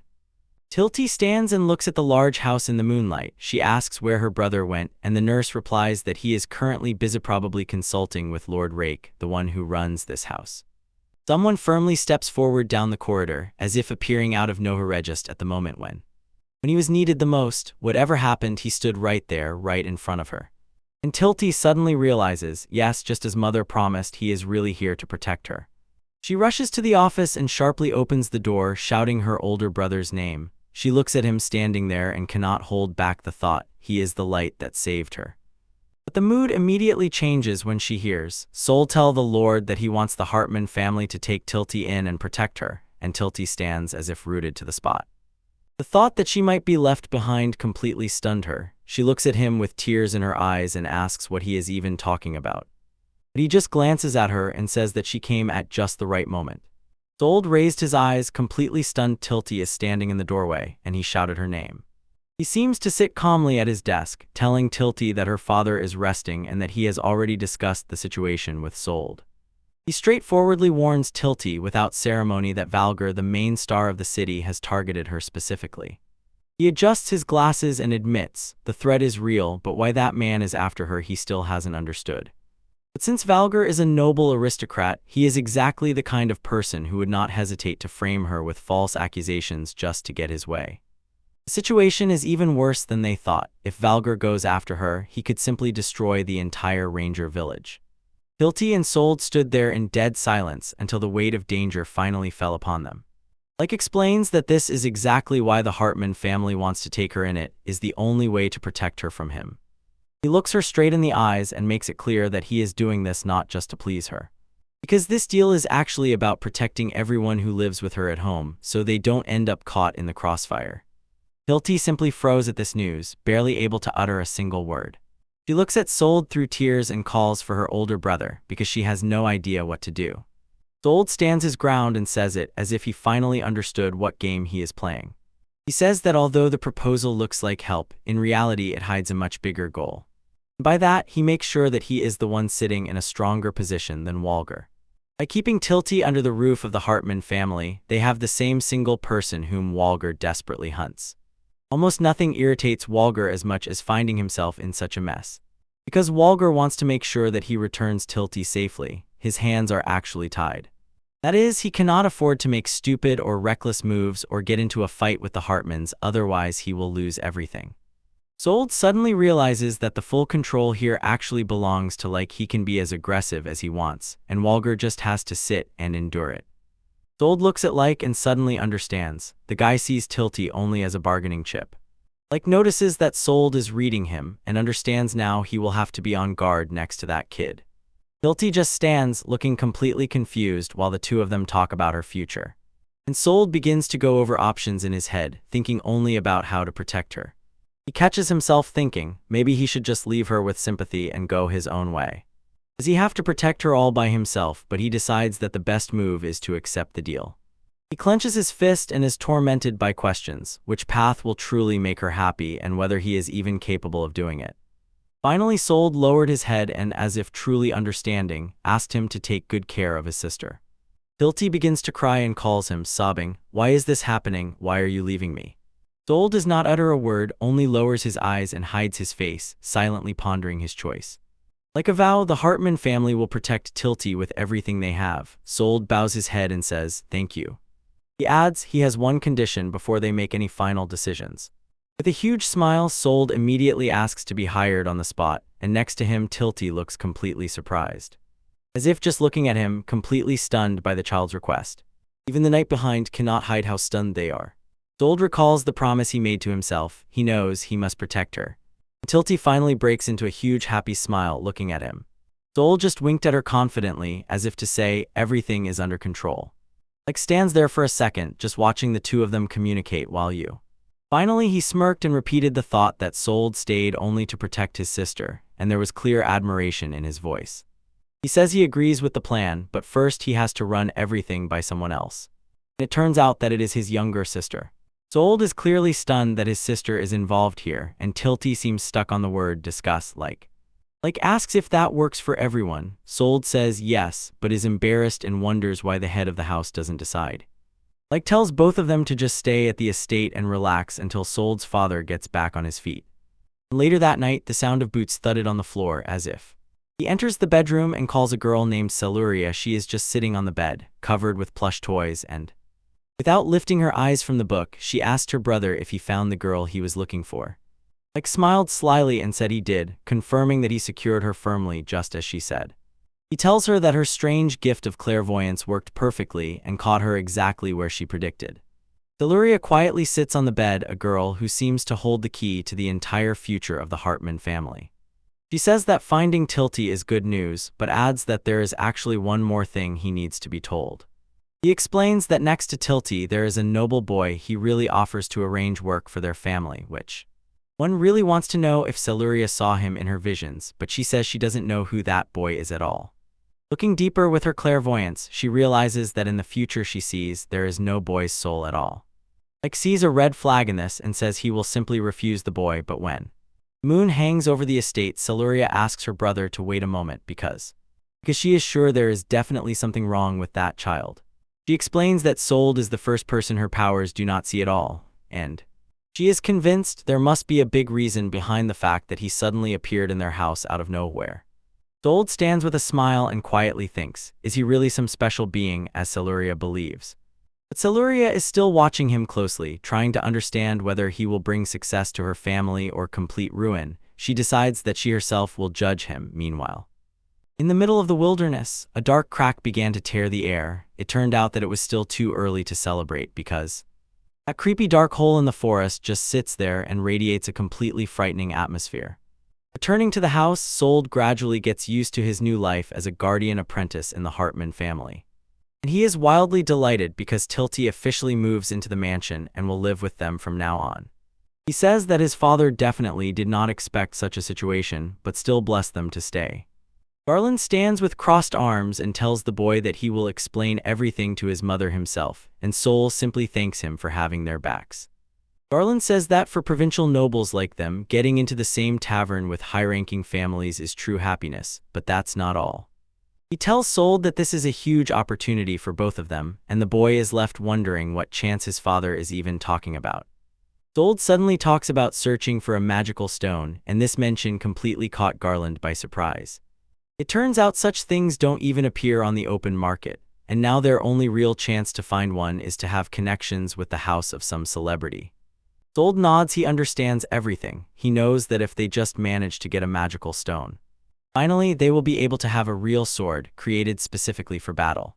The goal is to get a blade specifically for the Majin fencing style, something incredibly durable that can truly withstand such a level of power. Because if Sold can pull this off, he knows he can become much stronger than he is now. Moving on, Garland bows and preparing to leave, tells Lord Rake that he is leaving 2 children in his hands. Rake gently says to Garland, "Don't worry, have a happy and safe journey back," and the children on the sidewalk wave goodbye as they leave. He is completely focused on his main mission to be Tilty's personal bodyguard. He knows that while Valga is still hunting her, she really cannot leave the house, but besides that, she is practically free to do whatever she wants. Lately, everything at the estate has been going smoothly. It started with the wonderful dishes they were served daily. Even the time they spend sitting over books in the library. Tilty finally also has time for entertainment, playing with the dogs outside while the soldier watches. So Sold suddenly realizes he really lasted the whole week without any serious problems, but then he notices Celuria hiding behind the walls and stubbornly watching them, as if she has been doing this for several days. He hasn't taken his eyes off her for a whole week and gradually begins to understand who she really is. It turns out she is Celuria Hartman, the very sister from that Amount-like game he remembers. Seeing her just standing there, Sold starts to wonder if he should finally approach and talk to her. But Tilty beats him to it and loudly calls out, noticing Celuria peeking her head from around the corner. Tilty looks her straight in the eyes and simply asks, "Why do you always watch me from the shadows?" Celuria just stands with a completely empty gaze, looking directly at Tilty as if looking through her. Suddenly, a strange spiral pattern flashes in Celuria's eye, and she reacts as if she has just understood something huge. Out of nowhere, Celuria rushed forward and hugged Tilty, leaving Sold standing behind completely confused. Celuria tells Tilty to come to her room right now, and Tilty is so bewildered that she can't even comprehend what is happening. Celuria says, "We need to talk," and starts pulling Tilty away, while Soul tries to intervene and ask what is going on. Like steps forward and calms Soul, there's no need to worry about them, so Soul immediately pays attention to him. Like apologizes for his sister behaving so selfishly and asks Soul to just be patient with her a little. He explains, as soon as Celuria reaches such a state, she can no longer be stopped, and this makes Soul wonder what he really meant. Outside near the estate, everything looks quite calm. Dogs are just running on the grass as usual. Sitting down for tea, Like enthusiastically explains what power Celuria has and how it is like a blessing for the entire Hartman family. Sold is amazed by this blessing, as already mentioned, and says that the power of Celuria has saved him so many times that he even had to ask her permission before hiring Sold. Like a sister calls a guiding light for their entire family, and it is then that everything finally falls into place for Sold, because he remembers who Celuria is from the game. He recalls how she became his guide every time he got stuck, and during the game an old legend about winds leading through the unknown comes alive in his head. Sold tries to put everything together, remembering that her special ability should show people exactly the path they need to take. It is a rare gift. It actually gives her the power to look into the future. Sold suddenly realizes that she really is like a sister and begins to ask for details, but Like abruptly puts an end to it, apologizes and says that her power is a complete family secret. As if simply saying that her power is special, and this confirms his old suspicion that she really has that clairvoyance he remembers from the game. He can only guess what exactly those eyes of hers see now. Nearby stands a tray loaded with cupcakes and sandwiches, ready for a snack, and around it towers a mountain of plush toys. The girls are just hanging out in a room full of plush toys, while Celuria and Tilty have arranged a private tea party away from the boys. Tilty looks a bit embarrassed as they spend time together and cautiously asks Celuria. But Celuria just stares blankly and tells Tilty to drop the formalities. Honorable addresses are just a hassle. Tilty asks in surprise why she was even brought to this room, and Celuria only says that she saw them talking, so she decided to bring her here. Celuria adds that she always follows what she sees because it never lets her down, and Tilty remains completely puzzled as she doesn't understand at all what seeing means. A tense look appears in Celuria's eyes as she explains that she does everything for the one who is like a brother to her.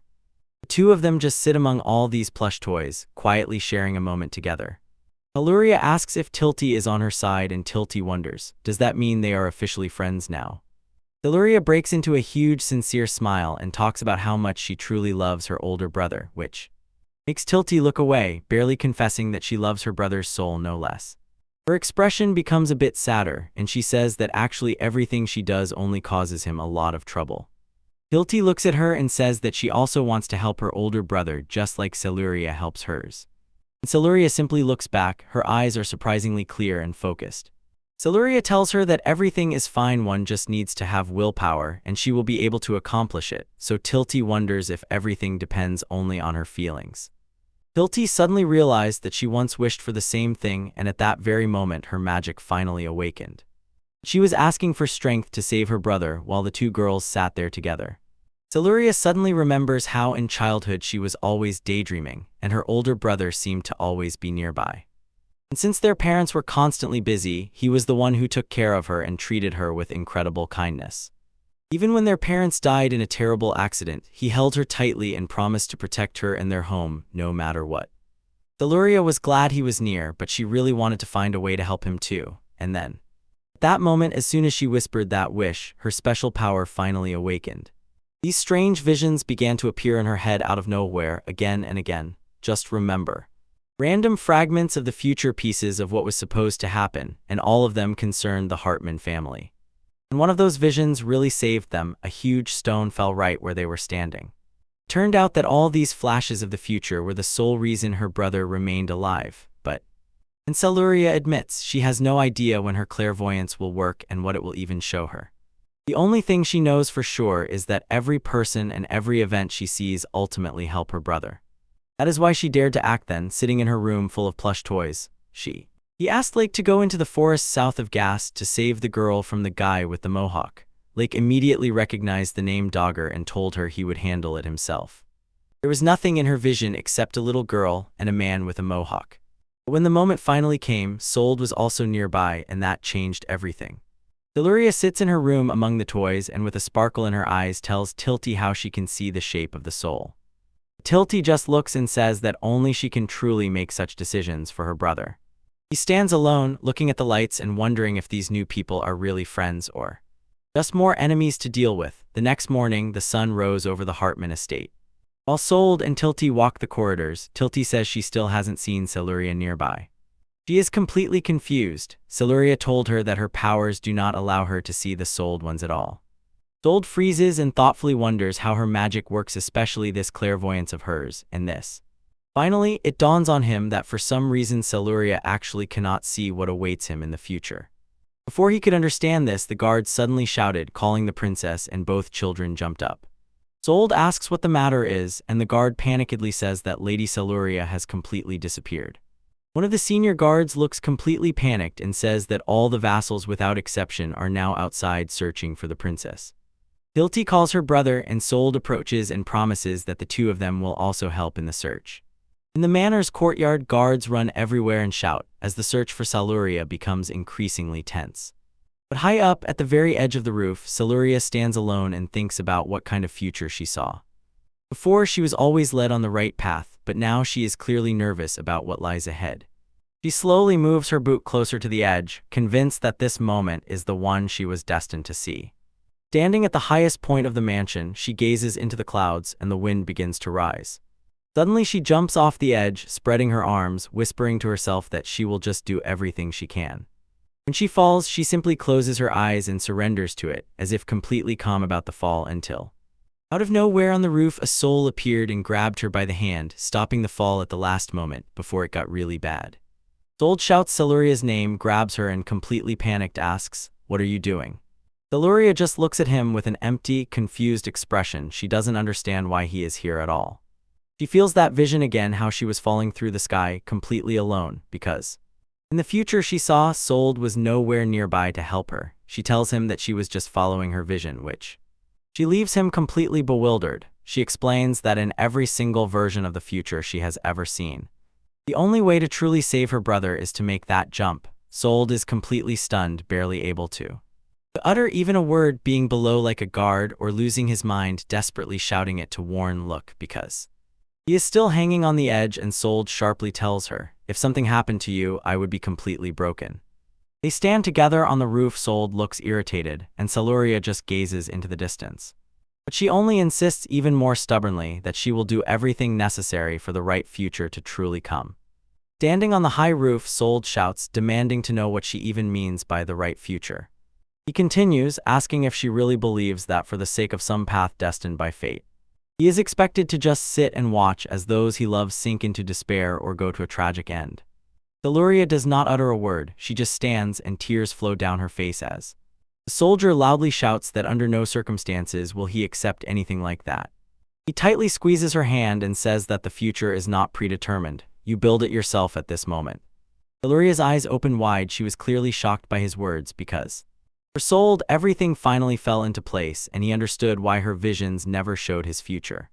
Because he is a reincarnate who does not fit into the original scenario of this world. And although the same Sold Ranger was supposed to die in the game, he stands here completely alive. So Old stands on the edge of the roof and shouts that he will create his own future, and as if he understands that he no longer has a ready-made script. And finally he notices them and loudly calls, "Celery," and she turns around and responds to her older brother.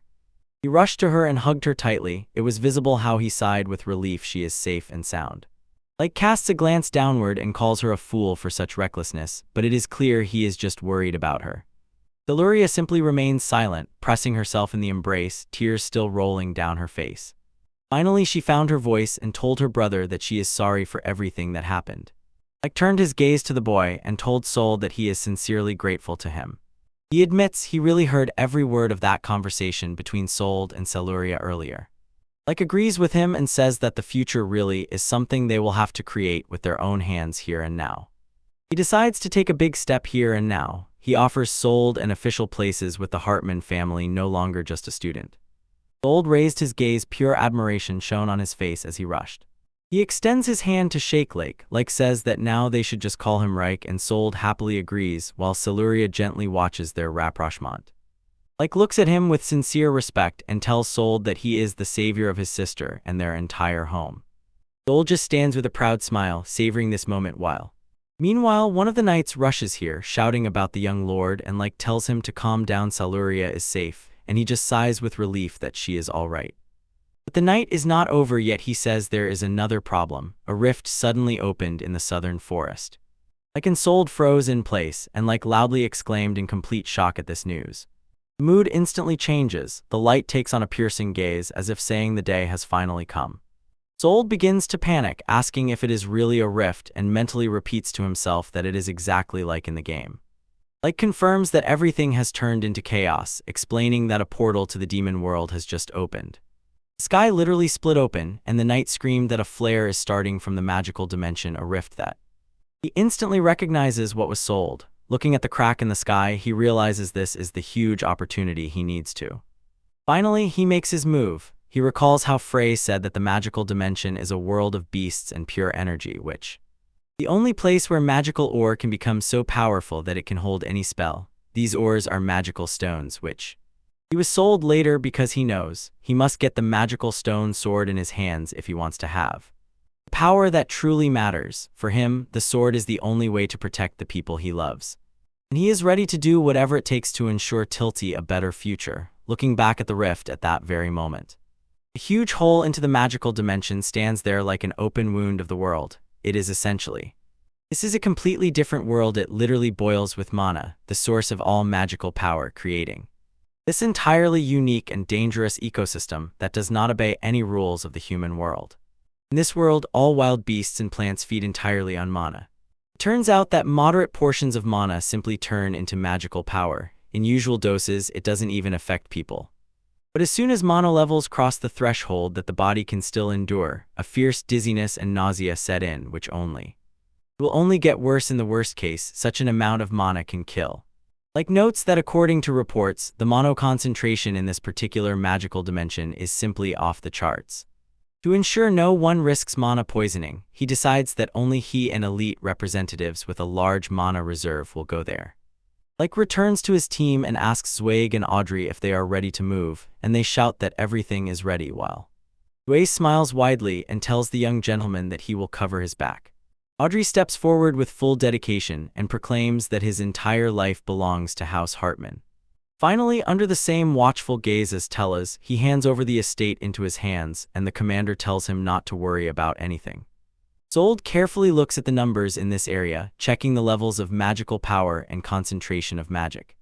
It's exactly like in the game. Dungeons are only accessible from level 20, and due to such a high concentration, even those who have been playing for only 2 weeks cannot get in, which this makes Sold realize how truly important high concentration is. He begins to wonder if this place will become insanely dangerous. Just then, Like tells him that he absolutely cannot take the child into such a magical dimension. Sold explodes. He feels like he is being left behind.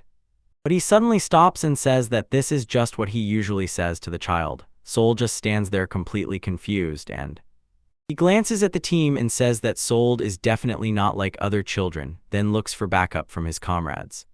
Zweig immediately intervenes, reminding everyone how that guy took down Doguru with one strike. Audrey agrees and says that the icy sword techniques demonstrate incredible power. And Ani raises his voice and says that even if the boy himself does not possess magic, this magical sword will be a huge help to the team. Like himself says it's still hard to believe, but he cannot ignore the simple fact his 3 best elites all vouch for him. He looks Sold straight in the eyes, says it's dangerous there, but still asks, "Will you lend us your strength?" Sold is fully in the game, shouting yes at the top of his voice when agreeing to help with the dungeon raid. He thinks if he manages to get the magic stone there, he will finally be able to make a sword that won't break when he releases all his power.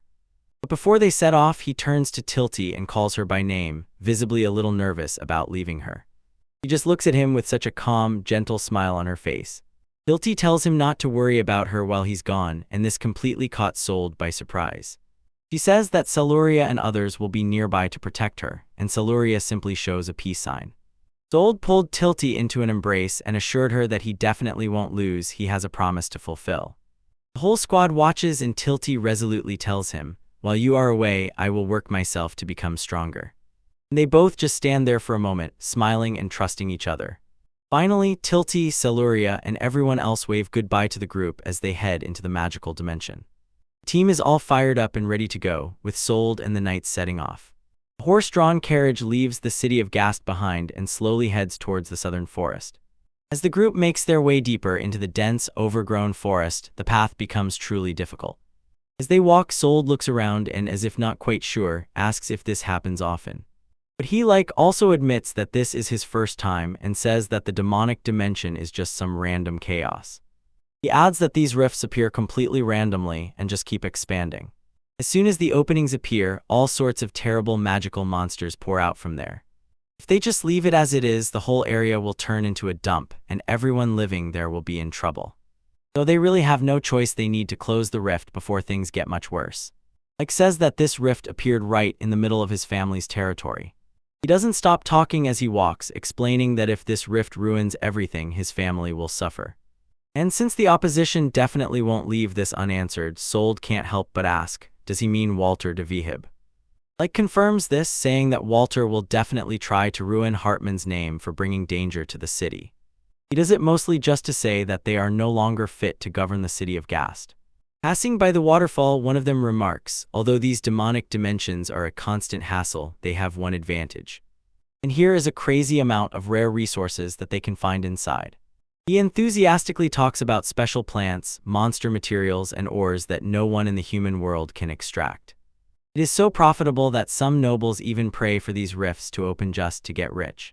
But he adds that all that money only matters when you're strong enough to truly cleanse this place.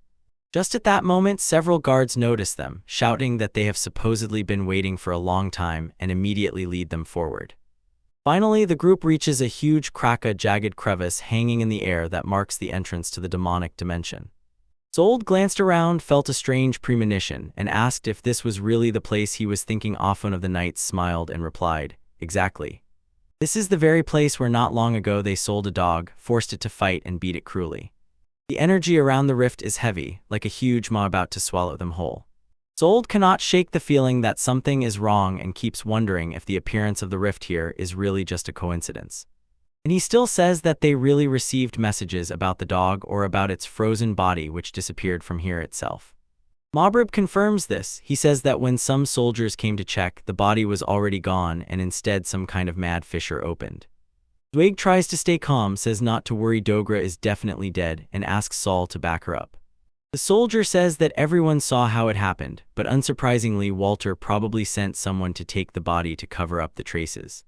The mystery still hangs in the air, everyone is tensely focused, and gives the word for the team to finally go inside.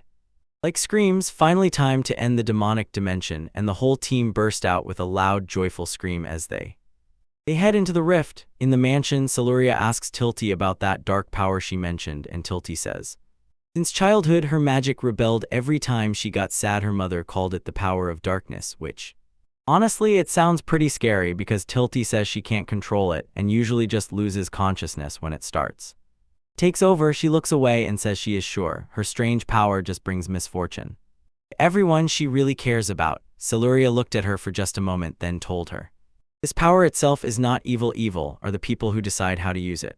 And she feels at once her own clairvoyance also frightened her, it turns out. As if he himself gave her that advice when she was little, helped her accept that she is different and was also the leader. She finishes by saying that any power can become evil if you are a scoundrel, but if used correctly, it can truly make people happy. Siluria concludes the advice with a warm voice. She tells Tilty that the ability to use one's power correctly is what brings happiness. And Tilty takes the words to heart, asks if it really works that way, then smiles and says she finally understands. She winks, thanks Siluria, and promises that she will no longer let her powers scare her. Determined to make everyone happy with her dark magic, she announced that she would immediately begin special training. Next to fight, while the team fends off plant monsters, suddenly a strange battle cry echoes about the need to be happy. And the soldier jumped right into the thick of things, letting out a loud scream as he swung his blade in a huge arc and it hit every monster in its path. These creatures don't even stand a chance, screaming as the force of his strike tears them to pieces. Like steps aside and watches everything, thinking to himself that Hone's skills are just another level. And he thinks that since Sold cannot use magic, he must have put every drop of effort into becoming a sword master. He just couldn't take his eyes off, thinking how much time this guy must have spent training with the blade to be so skillful. But the moment was cut short when a winged monster fell from the sky with a piercing scream, catching everyone completely by surprise. Zweig instantly sprang into action, shouted Aqua Lance, and unleashed a huge wave of water. Right at the monster it howls is thrown back by the explosion, and she moves up as if covering. She calls Audrey to cover her, and he shouts ready to smash everything with a hammer. Audrey activates her skill Stone Hammer and pounds the ground so hard that giant jagged stone spikes grow from it. Break through the rest of the monsters and finish them off while they emit their last pitiful scream. For a moment everything quiets down as the dust and smoke from the magical attacks slowly dissipate. Audrey approaches Like to check if he is okay, and when Like says everything is fine, she notes with relief that the area seems finally clear. But then suddenly he started groaning and grabbed his head, and that made Sold realize that something was definitely wrong. Sold and the night panic seemed to suddenly twist him in half. Someone shouted his name as he fell to the ground. They sat him down and gave him medicine, but he just sits there, full of shame, apologizing that as the head of the family he is unable to cope even with a minor magical ailment. Sold stood beside him and asked why he even tries to enter the demonic dimension, hinting that as a leader he shouldn't push himself so hard. He looks at the floor and agrees that it's true, but he can't just sit and give orders, hiding behind others' backs. He tells Sold directly that he never wanted to be that kind of leader, and Sold looks very surprised at how much this man carries on his shoulders, especially considering that he grew up watching his father, the one who always stood at the very front, leading people with a sword in hand. He was loved not only by the residents of the Hartman house, the whole city gathered just to catch a glimpse of him and shout his name. Everyone couldn't take their eyes off his father for his bravery. They followed him through anything and chanted for the family to live long. Like admits with a sad smile that he admired that man above all else, and his only true goal is to grow up and become exactly like him. He put all his strength into becoming such a leader, but suddenly everything turned upside down. His parents died in an accident, and now he alone carries the burden of the family name. Like explains that he became the head of the family when he was still a child. Back then he tried with all his might to pretend to be tough. But when he faces the truth, he realizes he survived only because others saved him. Even the staff of the house had to support him, and that it wasn't only them. He admits that even his own younger sister Siluria saved him. Now he realizes that he was always the one stuck at the end of the line while everyone else stood ahead, covering for him. He clenched his fists in complete despair and told Sold that he feels miserable and simply cannot forgive himself for being like this. Like sits on his gear with his face in his hands, looking completely broken, while Sold just stands nearby and watches him. He says that although he was stubborn enough to reach the demon world, this magical disease made him useless, and now he is beginning to believe that he will never become as strong as his father. And Sold intervenes and says aloud that this is not true at all. Someone looks back, surprised that he suddenly got involved. Sold tells him that everyone is weak, especially those like him who cannot even use a drop of magic. He lowers his eyes and admits that he often feels worthless, like a character without a real purpose, just someone who needs to be protected. Sold seems to say that he needs to believe a change is possible, and shouts for him to master the sword. It all comes down to a heart that believes, like when Sold's father stood in the rain watching him train. Sold grips the blade with a confident look because he knows this is the mindset that keeps him from stopping. Nearby, Siluria prays with her eyes closed, and Tilty stands right behind her, attentively watching this moment unfold. As if pondering the word believe, he tells Saul that he finally understands what he is talking about. Sold says that true strength is born from a person's desire and works only when the person sincerely believes in it. So he says, "Thank you, good advice, I'll try," and is already ready to start believing in it. Even someone like him has a chance to become strong. He wants to be the kind of person everyone could be proud of, just like his father, and because of this, a wide smile blooms on Saul's face. And at that very moment, Sveg and Audrey rush back to the group. Someone calls them and asks how everything went for them. Zveg speaks as if from here there is a direct road, and it looks quite confident so. Audrey adds that this magical dimension seems surprisingly simple compared to those they have seen. Like begins enthusiastically explaining to Sold that these underground dimensions are essentially just distortions from another world. And they usually look like tiny strange gardens, different each time one of them emerges. Heinz points to the jagged area ahead and says that further inside there is a large dome, under which probably the core is located. But Sold wonders, what is this core anyway? Like tells him that it is the heart of the entire magical dimension. He explains that the whole space is compressed magical energy, and all this power is born in the very core. The core behaves differently in each place. Sometimes it grows like a plant, sometimes it shines like a magical stone. And it can even appear in the form of a magical beast, just a monster with the core itself inside. Like finishes the lesson by saying, if you destroy the core, the rift in this world will finally close. Heinz tries to lighten the mood, saying that these simple cores are usually not such a big problem, so Light tells the group to move and Sold follows behind. But Stays becomes more serious, telling the team not to relax for a second and especially shouts Sold to stay sharp. Sold gets a bad feeling. In the games he played, a high density of magic always meant trouble, and the level of this core was simply off the charts.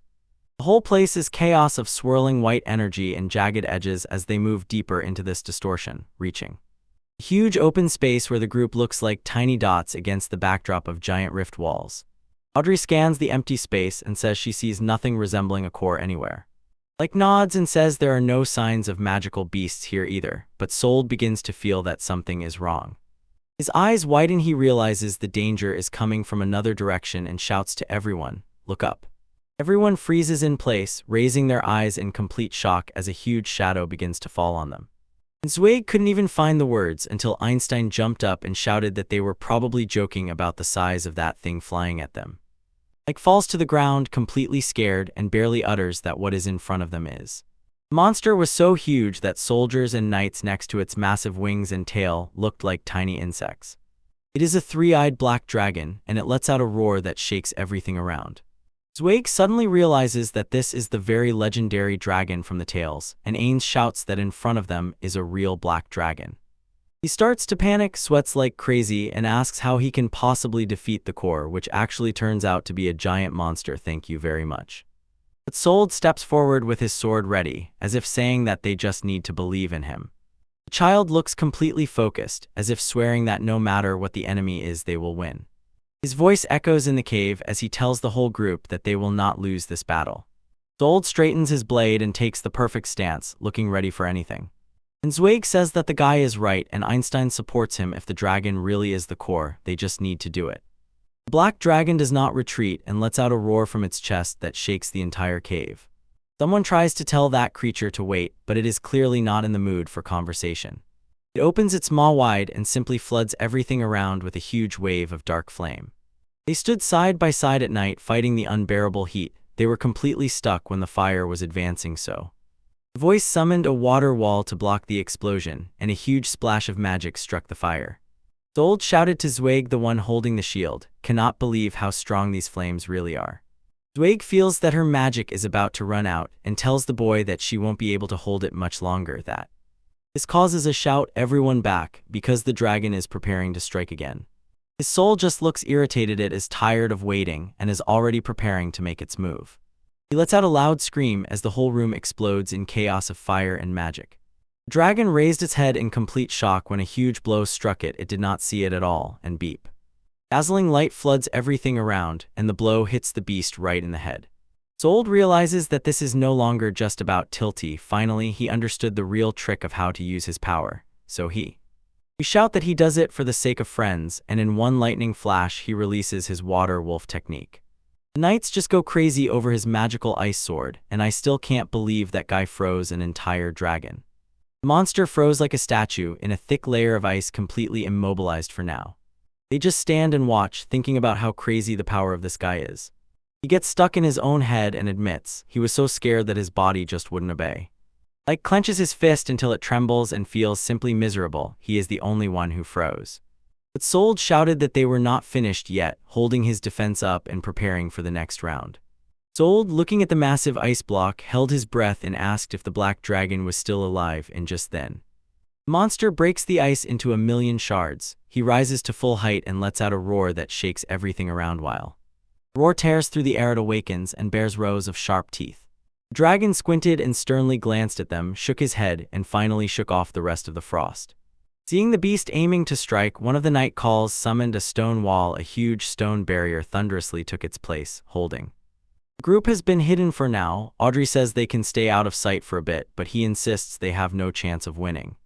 Soul doesn't give up, saying they just need to find the dragon's weak spot, and this completely caught them off guard. Soul says he knows what he's talking about. He remembers what a total nightmare this beast was in the game world. And there is one specific spot they need to focus all their attention on in the reverse scale. He explains that weak hits won't even scratch its armor. That's why no one has ever managed to bring it down before. Sold recalls hitting the reverse scale on the dragon's throat is the key. It's the only way to deal enough damage so that they are really going to film this, and as soon as they realize what that means, they start to worry. How can they even get that close? Passing by those giant tongues of flame is a total nightmare. The group presses low behind the rocks while Heinz turns to Sold and asks if he can really be counted on. Audrey reminds him that he has to deliver one perfect, powerful strike. Right on that weak spot. Zweig swears they will do everything to support him, and Audrey adds that the knights will act as social distractions. Sold might get the chance he needs. He agrees to the plan, but looking at his weapon raises a serious problem. The sword might not hold up. Zweig offers him his own, but the blade breaks every time he performs a powerful move, so he nods. They really have only one chance. He says he will use it to the fullest, but just as he is about to act, he tells them to wait. Everyone froze and looked at him. He stands in the middle of the cave, and the dragon still looms nearby. And as if looking them straight in the eyes with a serious face, he says he also wants to help in the fight. The knights are completely stunned. Like's request, shouting, not believing their ears. They try to dissuade him, saying he should not put himself in such danger, especially since Audrey is horrified at the thought of what might happen if the young master is wounded. He says, if something happens to him, it will be the end of everything. But he just clenches his fist so tightly that it trembles a little and says he knows exactly what is at stake. He understands the danger but cannot just stand aside while everyone else fights. When Sold finally steps forward, breaking the tension and directly saying he believes in him, they just rush together. They throw themselves into battle and fight the dragon as one team. The knights look into his soul, hold their position, and as if finally it blooms with a confident smile, nods and agrees with the plan. Sold smiles back, and they are both ready to give everything they have. The knights become extremely touching as they see the young master finally taking charge. They cannot help but feel a little pride, although one of the experienced knights just grumbled to hide his true feelings, trying to focus on the mission. But then everything went awry in a second. Someone shouted, "Look!" when Audrey suddenly pushed Sold and as if threw him aside, because the dragon falls to the ground with a crash, its huge jaws desperately grabbing at everyone around. Like suddenly realizes they have been noticed and shouts that they have finally been found, while the knight hurriedly takes position. And one of them begins shouting the spell Water Chain, and water swirls everywhere. And he performs the move Rocklock, forcing huge boulders to burst from the ground. And the water chains tightly wrapped around the dragon's head, firmly holding its jaws closed. While the heavy stone fell with a crash on its claws, pinning them so tightly that it could not move them even an inch. The dragon lets out a muffled roar, and the knight gives all his strength to keep the monster on the ground. He looks around and says to Saul, "Make your move immediately," because he is barely holding the dragon down and says he cannot maintain this magic for long. "I am ready," shouted Sold in response, tightly gripping his sword, decisively stepping forward. And he rushes toward the monster, knowing exactly where to strike the reverse scale. Sold finally notices the inverted scale glowing right on the dragon's neck. He lunged forward, shouting that it was right there, and with one strike he put all his strength into it. The dragon twitches sharply from the blow, but instead of falling it fires into the air, creating a huge shockwave that lifts soil and stones and scatters them everywhere. The knights froze suddenly. One could hardly believe how fast it rushed by, and Another soldier instantly panics, seeing his target slip into the sky. As if shouting to everyone, "Watch out," he curses under his breath when he realizes they have lost the advantage. Above, the dragon growls lowly, looking down at the knights who are just standing and cursing. And one of the men says that now, since the beast is out of reach, he feels completely useless. The dragon looks back with a cold, slit eye, just waiting for the right moment to finish them off. Like grits his teeth, feeling completely helpless, he couldn't do anything to stop the beast, and just as he punishes himself, his eyes widen, he glimpses something that makes him freeze in place. He sees that the soldier is standing all alone out there and loses control, shouts to the boy, "Run away from here, run, save your life." But Soul does not even flinch, he just stands still with a calm look and watches me as if he has everything under control. The boy says that he truly believes in him, and that is the last thing one could hear right now. Everyone seems to have just frozen, completely stunned by the child's confidence. Meanwhile, the dragon hovered right above them, opening its huge jaws, and bright light began to gather in its throat. It releases a giant burst of energy that crashes into the ground with a roar and has the power to destroy everything around. And a huge cloud of dust and smoke rises, completely hiding the ground while the dragon looks down from above. The beast looks down through the haze, bares its fangs, and waits to see if anything survived that strike. Soul falls from the sky like a real meteor, aiming his blade straight at the dragon. He looks with all his heart and with a lump in his throat, shouting that he relies on this boy to finish it. They rush forward together in the final surge. The pressure builds as Soul aims. He shouted back that he is already getting to it. On his face, it is clear he will not back down for a second. He swings with all his strength and releases a mighty blow that cuts through the monster. The dragon doesn't even manage to react. The force of the blow instantly shatters it completely. The huge creature finally crashes to the ground, raising a cloud of dust and smoke. The fight is finally over. The knights nearby explode with joy, shouting that they actually won and that their teamwork was simply on another level. Soul quietly laughs as if saying that the victory is his because he held everything together. But essentially, it's like telling that guy directly that he is the real reason why they are all still standing. Like Stens, they bow their heads and look at the floor, admitting that he wanted to be brave, but his legs just froze before that dragon. But when he saw Saul rushing into battle without any hesitation, the necessary courage awakened in him. He tells the guy that seeing him fearlessly standing before such a monster was exactly. This is the hero he always looked up to, and when he thanks him, he just blushes from all the praise. The knights just laugh. A broken sword is a small price to pay for a slain dragon, and even one of them is ready to give his own blade because the monster is finally defeated forever, so they head away. Gold stops looking around, as if feeling a chill down his spine. And he is right, the dragon's eyes suddenly snapped open, and he is staring intently again. Dark energy pulses through his scales, and he looks much more terrifying than before. And Soul loses his head, not understanding how it is still moving when he aimed right at its weak spot. Soul realizes that he completely underestimated the black dragon. He knows it can't get any worse, so as the flames creep closer, a million different thoughts start spinning wildly in his head. Like the others, he can only watch and scream. But the soul doesn't even have time to think. His body moves on its own, and at that moment, the dragon unleashed a huge blast of fire that was supposed to destroy everyone on the spot. The grips of Anise seemed to pull him down, and Audrey watched as the flames covered them, but somehow, as if someone shouted "Sold," everyone thinks the child couldn't have survived such a direct hit. From above, the dragon's breath looks like it is consuming the entire space, but the small bubble holds firm. And even the dragon looks puzzled as the fire begins to swirl and move away from the target, leaving. The knight froze in shock. Audrey asks what is even happening, and notices that the fire seems to be pulled to the right. Right into one point, all that heat and energy begin to gather in him as if he is a human vacuum cleaner. Stares in the very center of the explosion. He does not believe his eyes and screams because Sold stands right in the very hell. He understands this is like his fight with Fenrir. He feels that the dragon definitely uses demonic power, so he tightly grips the sword in his hand. And at that very moment, a spark of inspiration suddenly flared up in him, an idea for a completely new technique. And laughs like a madman. He says that this is the best feeling in the world while dark energy swirls around his body. As if Scream pronounced his name, the knights just stand in complete shock, and Audrey still cannot understand anything and asks if that guy really just absorbed all those flames. And as if realizing this, Sold literally turned the fire into a new blade, and then actually thanks the black dragon, telling the beast that because of this attack he was able to He evolves and becomes even stronger. With those marks on his face, he looks like a completely different person, standing there with a grin from ear to ear. Dragon roars in despair, and Soul remains calm. He is ready.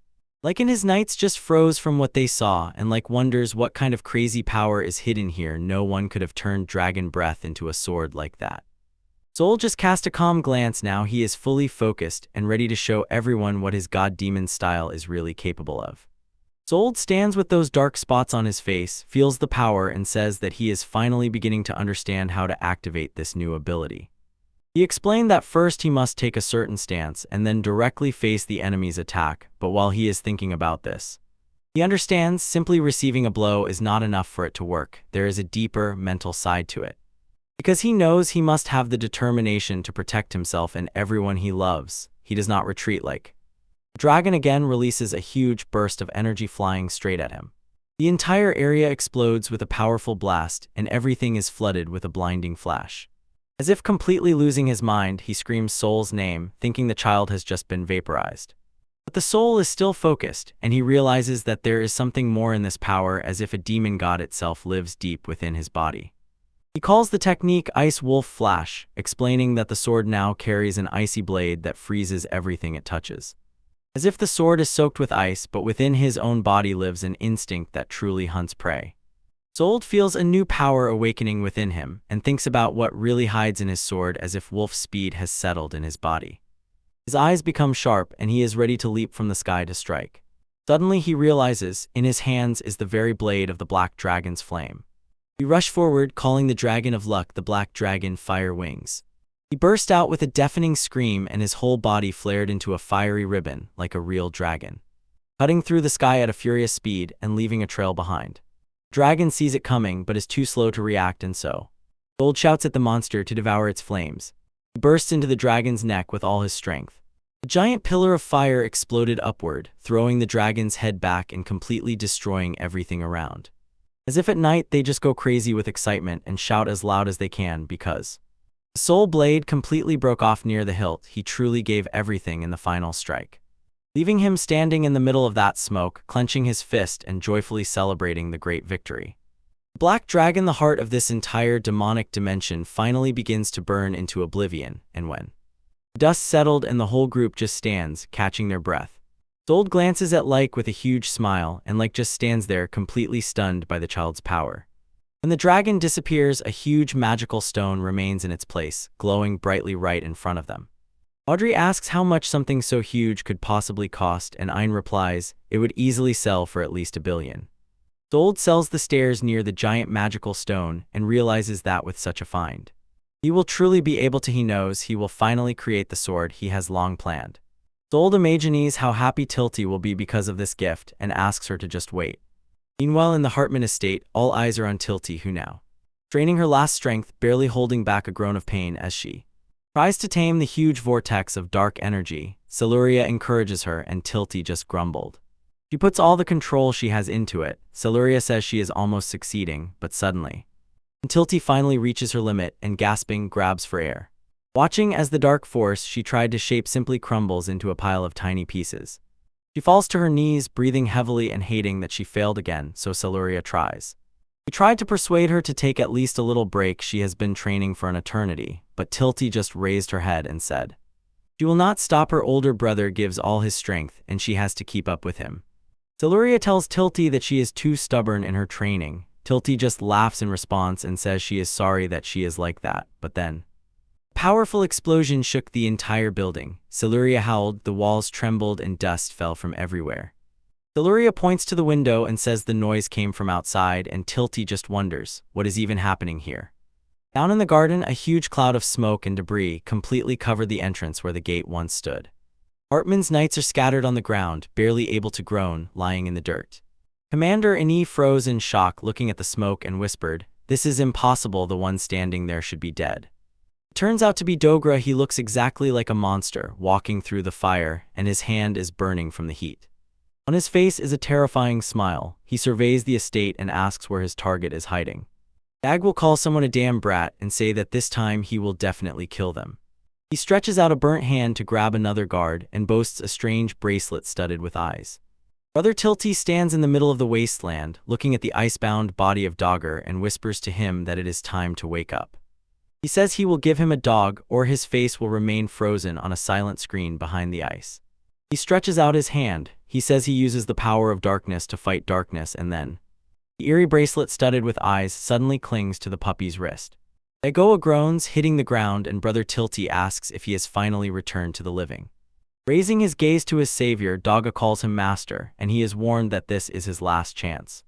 With an icy look in his eyes, Brother Tilty gives the final order, go and kill that boy. Dagura feels the power simply overflowing his body. He doesn't even need to say anything for the master to understand everything, because he lets out a mighty roar and shouts that this time he will definitely kill him. He stands right by the Hartman estate and shouts loudly, Saldo, come out, because he knows the boy is hiding inside. Daguro raises his hand, dark energy bursts from it, and the eye bracelet on his wrist pulses and shines with powerful force. His face is twisted with rage, and he shouts that he will destroy everything in his path. The ground begins to crack and crumble under pressure. Siluria looks on in horror, and Tilty shouts at him to stop. Siluria tries to explain to him that her brother is not here, but Tilty steps forward and firmly says that she will not let anyone harm Hartman. Dagoa just chuckles with a creepy smile, calls Tilty the priestess of darkness, and says he has long waited to see her. He leans in close and mockingly asks her to show that dark power of hers once more. Tilty, her heart tightening, asks Siluria to step back and apologized for all this mess, but the younger girl resolutely replied, don't apologize. Siluria explains that although her vision led her crookedly to the manor, it was part of some predetermined fate. Now everything is completely different. This caught Tilty completely off guard. She is acting so seriously. Tilting her head and looking her straight in the eyes, Siluria promises to protect her because from now on she chooses her own fate. Tilty looks at the girl and says the name Siluria, noticing a newfound determination in her. And on the other side of the shattered earth, Dagura just chuckles. The very thought of her protecting someone seems funny to her. He has lost patience. He shouted for them to shut up and sharply swung his hand to strike. Tilty instantly reacts and summons her air wall, which twists and envelops them both with a swirling shield of wind. But it doesn't just block, it pushes a huge air vortex that crashes with a roar directly into Dagura. Dog's face twisted with rage and he barked at the brat, don't underestimate me. He releases a colossal burst of energy that completely destroys the area and makes Siluria scream. Tilty ends up face down in the dirt, groaning in pain, while Siluria calls her in panic. But Dagura is already there, reaching through the smoke and, as if it were nothing, grabs Siluria by the collar. He leans closer with a sinister smile and tells the priestess that it's finally time to give up all that dark power. Dagura firmly holds Tilty, shouting at her to finally give up that most powerful force. Siluria screams for her to stop, and Dagura threatens to kill each of them if he doesn't get what he wants. He just stands and laughs as a huge wave of dark energy begins to swirl around.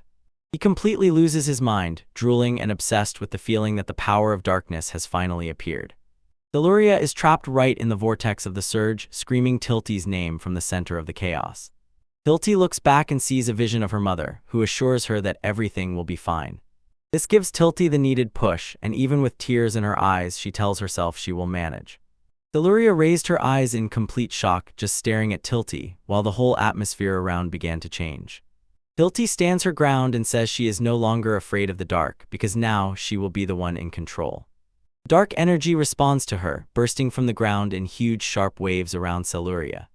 Tilty is completely stunned. Voices of pain and sorrow flood her mind, and she feels as if she can no longer endure. Finally, she lets out a huge scream, clutching her head amid the dark wave. Siluria rushes to her, calling her by name, and Tilty falls to her knees, barely holding back although her mind seems to be falling apart, she still finds the strength to tell Siluria that she is okay. It turns out this dark force seems to respond to all the bad feelings tormenting Tilty right now. And she realizes if she ever truly wants to control this energy, she will have to win the battle with her emotion. She truly fears that all the sadness and suffering she has had to endure might be too heavy for her to overcome. Even when Dagura holds her captive, she reaches out into the darkness and asks it for a favor.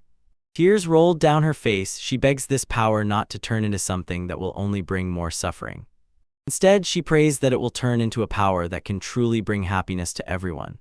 Dagger looks completely frightened and asks, what is even happening right now? Darkness, like a huge wave, begins to roll around them, and he is still clinging to Tilty. Suddenly, huge shadowy hands shoot out from the ground and tear Dogra into the air. And he begins to lose his head, shouting that something is grabbing his hand while the shadows wrap around him. Tilty does not back down and shouts into the darkness, demanding that it listen to her. And then she simply explodes, covering the dog or back with a burst of energy that makes him scream. Siluria just sits on the ground, completely stunned by what she sees, but a slight smile appeared on her face, and she whispered that Tilty really managed to overcome it. Watching Tilty heroically resist the dark power, Siluria suddenly realizes the darkness is actually under her control. And Tilty folds her hands together, her gaze full of concentration, and she says that she is much stronger than all this sorrow. Segura is completely in the grip of the shadow, begins to lose control and shouts at that creature to let him go. Tilty does not retreat, she summons the darkness to catch him, giving the spell all she has. Looking at everything through a magical crystal, a mysterious man admiringly admits, the spectacle is truly impressive. A masked man stands and says, this is definitely the true power of the Dark Priestess. But he knows that much more is hidden behind this and thinks about how the abyss of darkness is still too deep to comprehend.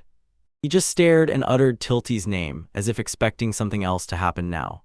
At the battle site, Dogra screams in pain, the shadow squeezes him, and Tilty simply tells him, surrender already. Siluria watches from the side with a wide smile, completely stunned by how incredible Tilty is right now. Dogger's face contorted in a loud scream as the power of darkness began to completely consume him. While he can barely make a sound, only his hand protrudes outward and the shadows slowly engulf him. From the darkness extends a creepy hand, covered with eyes, grabbing everything that is left. Suddenly, a huge explosion of energy swept around, throwing Tilty back, and she stumbled, screaming. Siluria tries to cover her eyes. She says the darkness is just enveloping her, and she can't believe they were blown away like that. While Tilty sits on the ground and just tries to understand what the hell just happened. Both raise their eyes to the sky and see a small winged figure hovering far above them, leaving. This demonic monster with wings and too many eyes just hung in the air with a disgusting smile. The beast glanced at Tilty with a cold look, called her a brat, and directly said it would kill her. Siluria, froze in shock, looks at the beast and barely managed to say that it really flies. But Tilty looks even more worried, shouts dog or its name, and realizes that thing is not him at all. She looks at the monster hovering above them and says that it is quite obvious what they are looking at is not human at all. The monster just smiles and says to her, die, extending a huge clawed hand.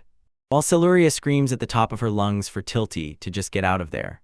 Tilty's eyes suddenly open wide, she realizes she won't have time to move. Then Sold suddenly flew into the scene and Sold loudly shouted at him, stop. Both landed loudly as a huge explosion of dust and light cleared the space around. When Siluria looks up at them with a huge smile, she is filled with relief, help has finally come. Tilty also looks at them and her face lit up, the guys are standing between her and that thing. Siluria loudly shouted to her older brothers Sold and Rake, overwhelmed with anxiety, are they both really okay? Finally, the rift in the demon world closes forever, and the group sets off back to the city. One of the nights, something screams from the front of the carriage, and Sold and Like sit in the back. As they approach the city, the group saw a column of smoke rising from the manor. Everyone gathers behind the walls to come up with a plan. Dasha says that he and Mike decided to fly ahead of everyone, using Mike's wind magic. As soon as they arrived, Sold asks how Dogra came back from the dead, and Lake, looking horrified at the disgusting monster, cannot comprehend what it is. Siluria grabbed her brother and told him that Dogra wore a very creepy bracelet. She says that as soon as that thing started glowing strangely, Dogra completely turned into that monster. Sold suddenly realizes that this item was in the game and thinks with horror, maybe this is a real curse. Turns out to be a cursed tool that can really turn a person into a demon. The whole group froze in surprise when a hoarse voice laughed and called the kid who finally appeared. The monster stands in the dust and constantly repeats that it is going to kill Sold again and again. Doggo lets out a scream, let everyone die, and throws a huge wave of dark energy. Someone shouts to them, dodge, while Sold grabs Siluria and pulls her aside. And the monster just stands and watches the destruction as its power lights up the entire area. Everyone froze and stared at the giant cloud of dust where the explosion hit, but the powerful explosion instantly turns everything around into ruins and debris flies in all directions. I can't believe what is happening with his manners, and Tilty says she can't even recover from the amount of magical power coming from him. Siluria calls her brother and Sold clenches his fist. He only dreams of having a sword to fight back. Suddenly a hand reaches out and orders Soul to take the sword he is holding, stunning everyone. Everyone shouts his name. Ainz stands there, covered in blood, barely holding on, and begs Lake and Saluria to forgive him. Lake and Soul call his name one last time. At the very moment, the old man loses strength and falls right there. Soul tightens his grip on the sword hilt and thanks himself. Everything would have been different if he had just seen it through to the end properly. Luke shouts for everyone to focus on the wounded, but Saluria just stands and watches, stunned and in shock as he steps forward. Soul firmly tells them he will take this fight upon himself, and Saluria just watches as her older brother strides straight toward the monster. Saluria tries to stay calm and tells Tilty that everything will be fine and that this will be over soon. Soul grimly tells Dagari that he will now show him who is boss here, and at that moment his blade begins to glow with infernal heat. He unleashes the flames of the legendary Black Dragon, swinging the sword and creating a huge arc of fire. Tilty is simply stunned by the burning sword and wonders if she is seeing a completely new deadly move for the first time. The monster loses control and screams about the sword, clearly feeling the pressure of unbearable burning heat closing in on him. The dog or whoever bursts in, shouting that the soul must die, but the boy just roars and charges straight at him. Their strike generates a colossal explosion of fire and dark energy, tearing the air between them. The monster's claw struck the souled force and a sharp explosive image appeared. A giant wave of energy burst outward and completely filled the courtyard. Dagger was thrown back by the force. He let out a wild roar and lost his balance. Like in Saluria, they look in complete disbelief while Tilty begins to shout joyfully, fully fired up because of. My soul just stands there calm as the smoke disperses, even though his blade is broken. A giant crater at the strike site shows everyone how much power this guy was hiding. Just used, and then from the smoke came a creepy laugh. Soul turns around and Saluria asks what is happening. Something is happening and Dagara begins to rise again. He looks like a living nightmare. The old man is now sweating and seems to be shouting that Dogra can no longer be alive. But the monster just opens its jaws and calls its dark attack Prominence to finish this. Agura spreads his arms wide and dark energy begins to swirl throughout his body. Forces Soul to ask what he is even doing, as if on Saluria stare in total shock, not believing. The light from the monster's face becomes so bright that it blinds, and that's it. The entire area is engulfed by a huge explosion of energy, and everyone below stands and watches. Screaming as if it is a move towards self-destruction, and the soul's name Saluria screams like. People in the town begin to panic, pointing at the sky, showing with fingers, and cannot comprehend what that light is. A giant sphere of destructive power looms over the city. It hangs right above the very heart of the state. The attack flies straight at the mansion, so people simply lose their minds. While Sold stands there feeling the insane pressure of magic, realizing that he has no. A sword is needed to stop this, so tell Saluria to get everyone nearby out while they are fussing and escaping. Sold's heart tightens as he realizes he won't make it in time. Just when he is about to lose hope, a girl appears before him. It leaned over and she throws to her older brother, "Leave this to me." While the label Sold still stands, they are completely stunned and shout her name since she tells him to just believe her, shouting and making sounds. All this crazy dark energy, Sold just can't believe that she really. Controlling this, she wondered if she finally found the power that. She does not lose to the darkness within herself, she restrains immense power. Above the house, but she croaks, feeling as if this power is about to blow her away. And the whole area began to rumble and shake from the pressure. Tilty puts all her strength into the last burst and screams for the dark energy to sweep the enemy away to the last one. Suddenly Windlock activates, capturing the area in a huge whirlwind. The monster is completely frozen by surprise, making a strange sound while the air vortex begins to tear apart its attack. It is in pure shock, shouting, "What the hell is happening to me right now?" Saluria raises her gaze, eyes wide open. She cannot believe that such a huge amount of wind magic suddenly fills the sky. Like calls Tilty and Sold shouts to friends that from this moment on it is time to back her up with everything they have. Saluria stands next to them and shouts that together, as a team, they will protect everyone. Like loses her head and shouts that they will save the Hartman family and the whole city from destruction. The monster groans in pain, the wind pressure begins to crush his arm, and he calls them all damn scoundrels. Tilty clenches her jaw and tells herself she will not lose, firmly determined to finally make everyone happy. The monster begins to fall apart under the pressure of wind magic tearing his body, and he can only release. A few more last sounds and the giant whirlpool will completely engulf the area. The pressure just skyrockets and the monster's huge hand is torn off completely. The three of them stand shoulder to shoulder, directing the last fragments of magic. When the dust settled, someone seemed to release a huge sigh of relief and whispered, "They really did it," which Saluria agrees with a smile as they all stand in front of the house and joyfully celebrate their great victory. Hilti was so excited that she ran straight to Sold, shouting that she did it, and called him her older brother. He is just standing there with an empty expression, completely stunned. And Hilti suddenly realizes that she just blurted out repeats those words, looking completely embarrassed. Sold quickly acts to hide the awkward moment. He throws himself into an embrace, holds her tightly, and whispers that she is incredible. So Old is now completely confused by everything that is happening. Hilti just happily giggles and hugs him, but he can't. You can't stop thinking about that magic she just used. It's a terrible power that can engulf and erase any darkness it touches. And that is exactly what makes her the strongest villainess in the game world. She stands there in a dark aura. It is clear that she draws strength born from pure despair. Sold presses her to himself, whispering a vow to himself, never to allow such power to fall into the hands of an evil person. We move on. He seems to be checking the area and says that since the estate was evacuated, no one was really hurt, so Sold. He says it as if he is truly glad to hear that everyone is safe. He starts turning over the attack in his head and anxiously asks if Dagiru was sent there by Valgur's order. But he doesn't think so. He says that Valgur may be a fool, but not foolish enough to push so hard because, in fact, this guy ultimately wants to take over the entire town.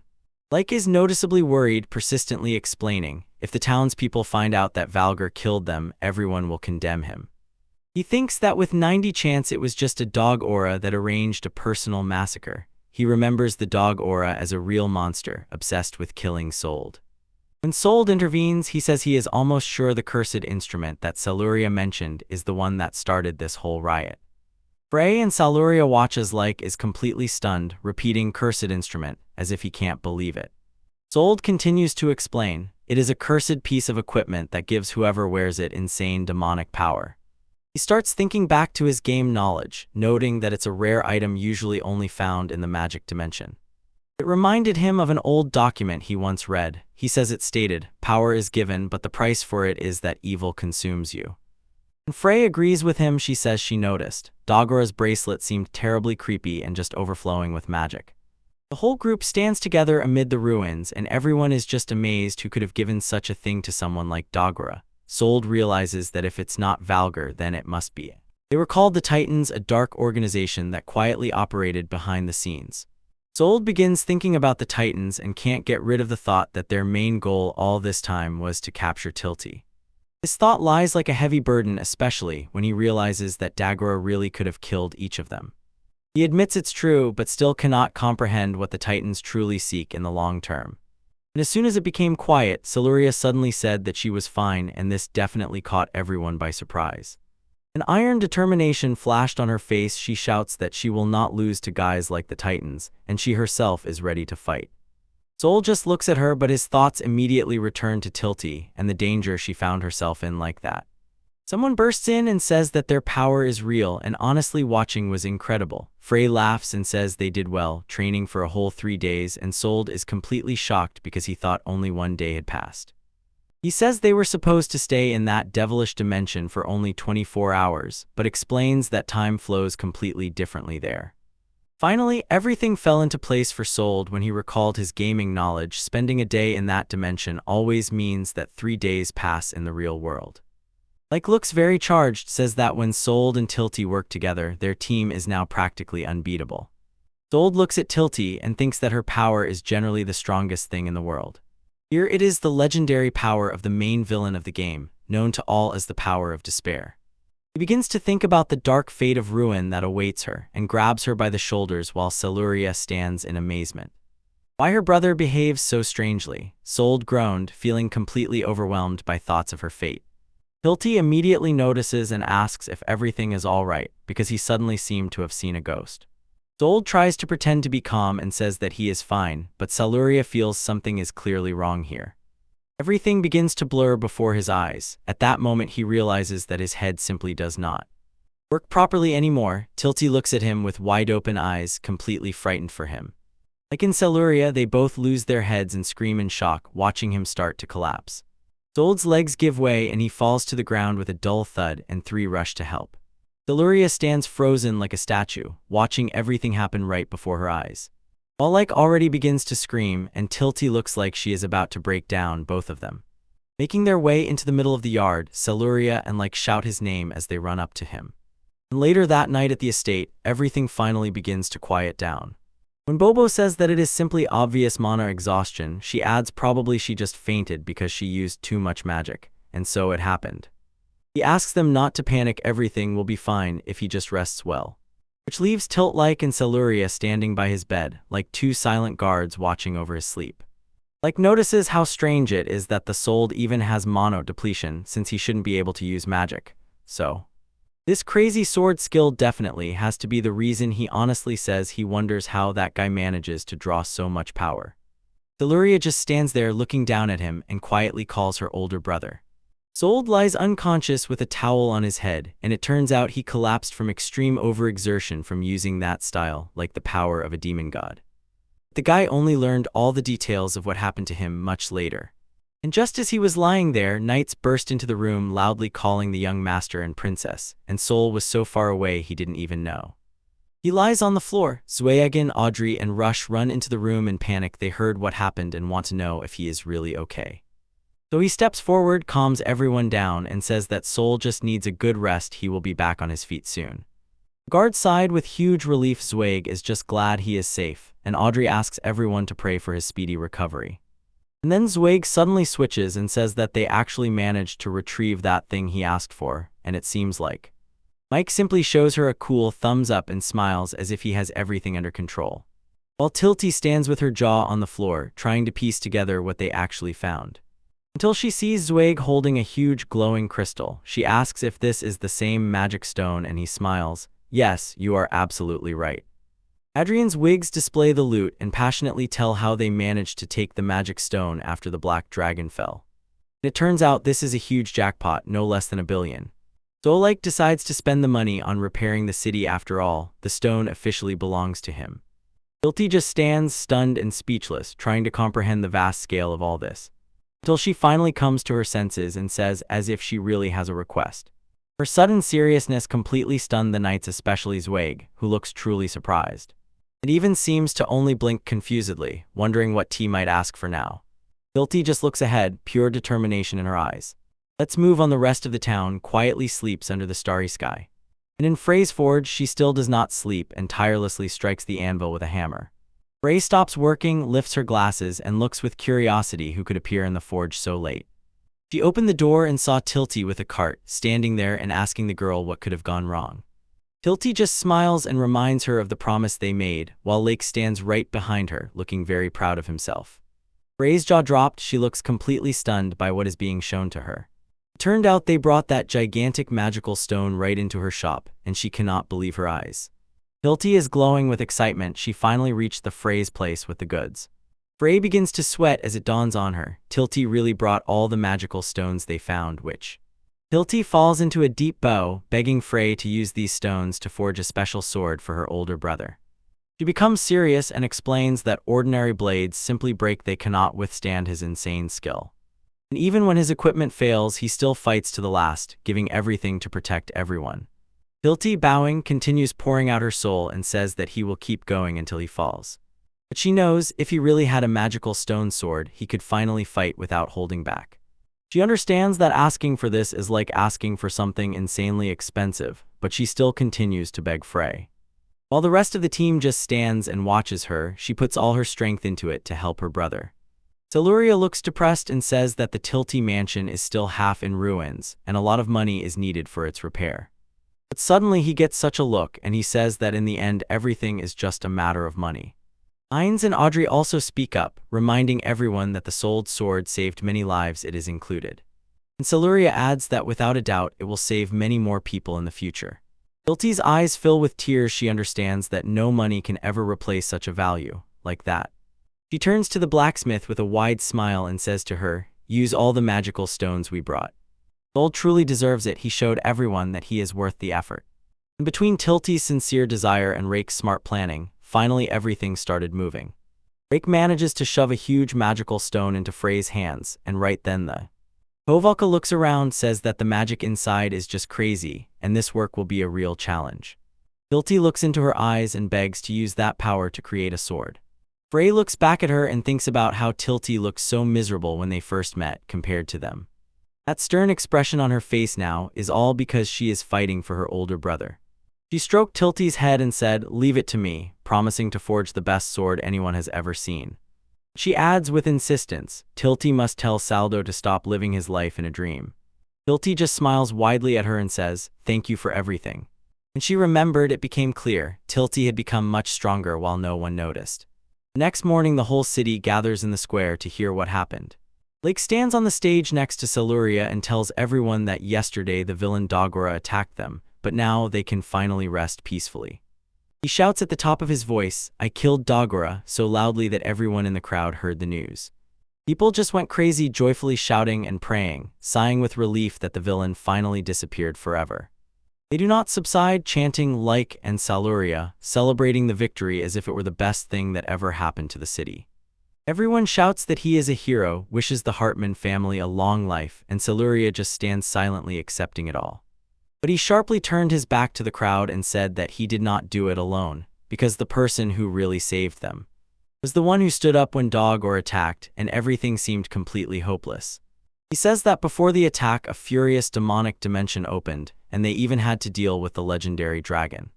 Lake does not let the story stop, telling the crowd about the brutal fight for life and death with the black dragon.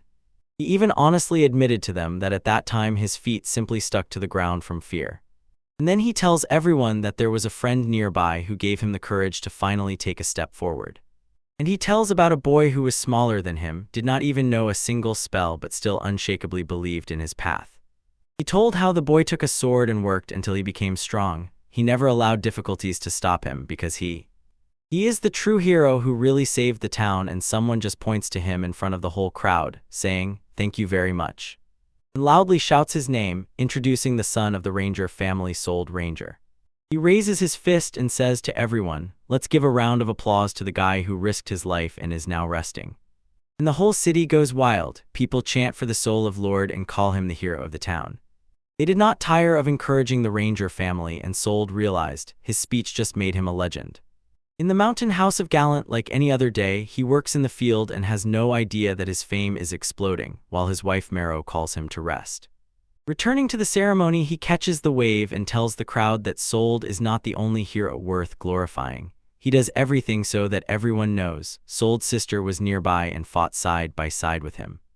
He introduces Tilty to the whole city and loudly urges everyone to applaud her, and now all eyes on Tilty, and the crowd begins to go wild. Everyone roared in unison, shouting, "Long live Lady Tilty and the Ranger brothers and sisters," and it immediately became clear they became the main stars of the town. Tilty only smiled slightly, realizing that this was all part of Lake's plan to sway the city to her side, and now it is much harder for enemies to harm her. And while the Hartman family's name shines like never before, the reputation of all those corrupt nobles is plunging into the abyss, and the crowd's rage only makes the situation worse for the scoundrels. Walger Debbie-Hip is home again, losing his mind, clutching his head and cursing the Hartmans and Rangers to hell for destroying everything. He trembles with rage, stubbornly convincing himself that only his family deserves to rule the city, but the truth of the situation is already starting to reach him. He simply cannot believe it. The townspeople ignore him and elevate some brats, and the more he thinks about it, the less he understands how it could have turned out this way. His face is almost purple with rage. He is boiling and blames all the trouble on Dagura, saying that he went AWOL and acted on his own. Walger is in complete breakdown, grabbing his hair, sweating profusely, and not understanding why he is being accused if he believes he is innocent. Suddenly a voice burst through his whining and said directly that all this mess is actually his fault, and a mysterious figure in a fur-lined cloak entered the room. The guest reminds Walger that he has already been warned this is his last chance, and the nobleman only lets out a frightened squeak, raising his eyes. Brother Tilty stands stern and unwavering and says that Walger still failed to capture the Dark Priestess. Because of this, the nobleman now begs for mercy from his lord. He looks down at Walger with a cold, sharp as a blade gaze and says that he is completely useless. That is why he had to appear personally and settle everything, because Walger did not manage on his own. Walger remains on his knees, desperately trying to shift the blame, shouting that it is not his fault and that it was the Hartman family who destroyed everything. Brother Tilty quietly laughs ominously and says good, as if already preparing for the next step, turning away from the nobleman stunned with fear. At the Hartman estate, Tilty was suddenly caught off guard by something, and her brother quietly says that the Dark Priestess will watch over the affairs for some more time.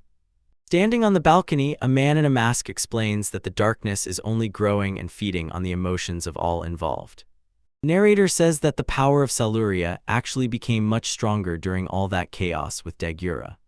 And the further she moves, the more intense everything will become. In the Valgar estate, he is completely confused and asks how the master managed to drive Dogra insane, but Brother Tilty only asks him to calm down because he has one specific question. He asks Valgar if he still wants to be the one who rules this city. Valgar does not even hesitate and says, yes, so. The masked man offers to give him the power to rule over everything. He speaks of the power of darkness, and this only confuses Valgar even more, but Brother Tilty explains that he will use Valgar's own greed for this to happen, and he extends his hand to the nobleman.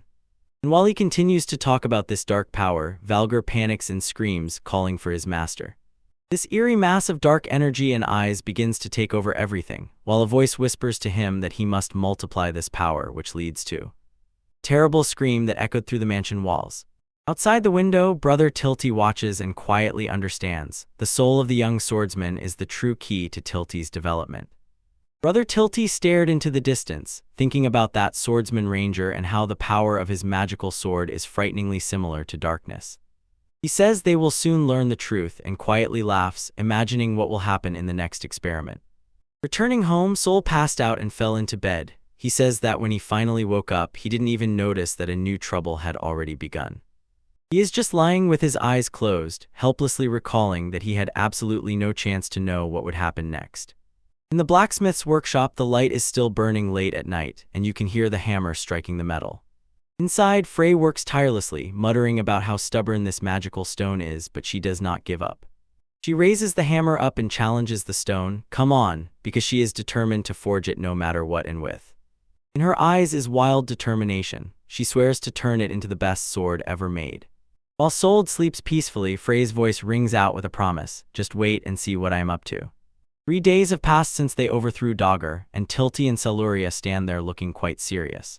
In the room, Saluria looks at the bed and says that her older brother is not waking up at all. She tries to stay positive, reassures Tilty that Sold will definitely get better soon, and Tilty can only agree. Sold says that he has been sleeping soundly all this time.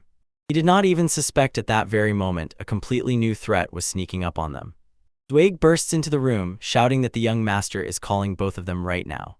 Saluria asks what happened to her brother, but Zweig just shouts that they have appeared again, and I will see you next time. Outside, the city turned into complete chaos. People are running to save themselves and fires are breaking out everywhere. Townspeople screamed the unclean appeared, and there are so many of them that they cannot be dealt with. Old legends say people corrupted by cursed tools turn into what is called magic. Like tells the girls that a message has arrived about a margin that looks exactly like a dog and is currently terrorizing the city. In the office, the night duty officer reports that someone is using cursed tools again. And instantly he sprang into action, shouting that the most powerful forces of the Hartman family will not let the harm spread further. He looks at his team and asks Audrey, Zweig, and Silria if he can count on them. They all immediately agree to the plan. Everything rushes at a frantic pace. And like returned to Tilty and told her that he also needs to borrow her power for this battle. Tilty simply glows with the desire to help and tells Reich that she is definitely in the game. Wow. Svitlo gives the last orders, saying that he and I will handle the chaos in the manor while the team sets out. Smoke and fire begin to seize the city, and the attack only intensifies. The locals start to go mad with fear, but the knights do their best to get everyone out of here safe and sound. Right in the middle of the street, 3 mages suddenly appeared and began smashing everything in their path. Imaginary creatures wandered the streets with one goal in mind. They laughed, repeating their plan to destroy everything over and over again. And the main monster approaches the camera directly, looking completely possessed and wanting to destroy the entire city. Hartman's knights waste no time, instantly unleashing a water spear and a combo with a stone axe on the monster, which pushes the creature back so hard that it flies backward and lies on its back in the middle of the stone street, while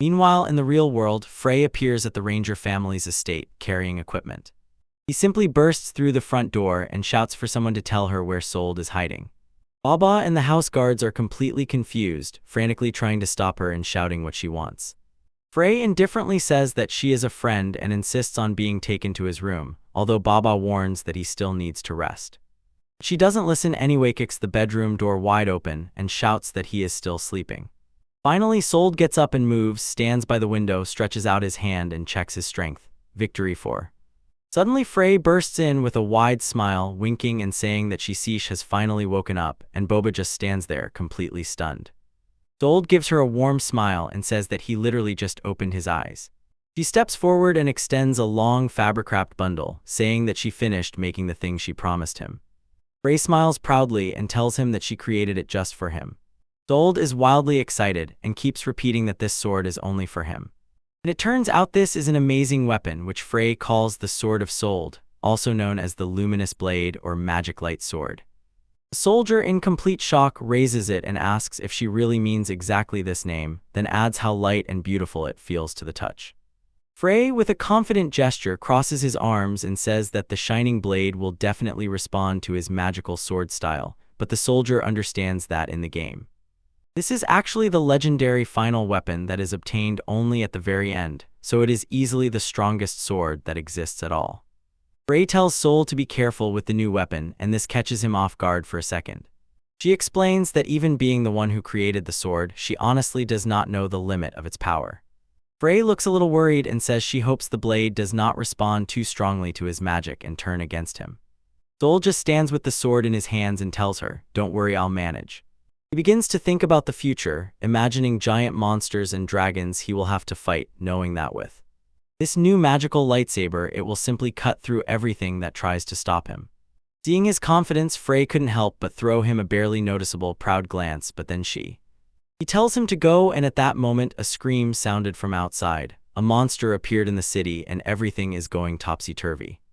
The thing disappeared instantly, and smoke and fire were already rising from the neighboring buildings.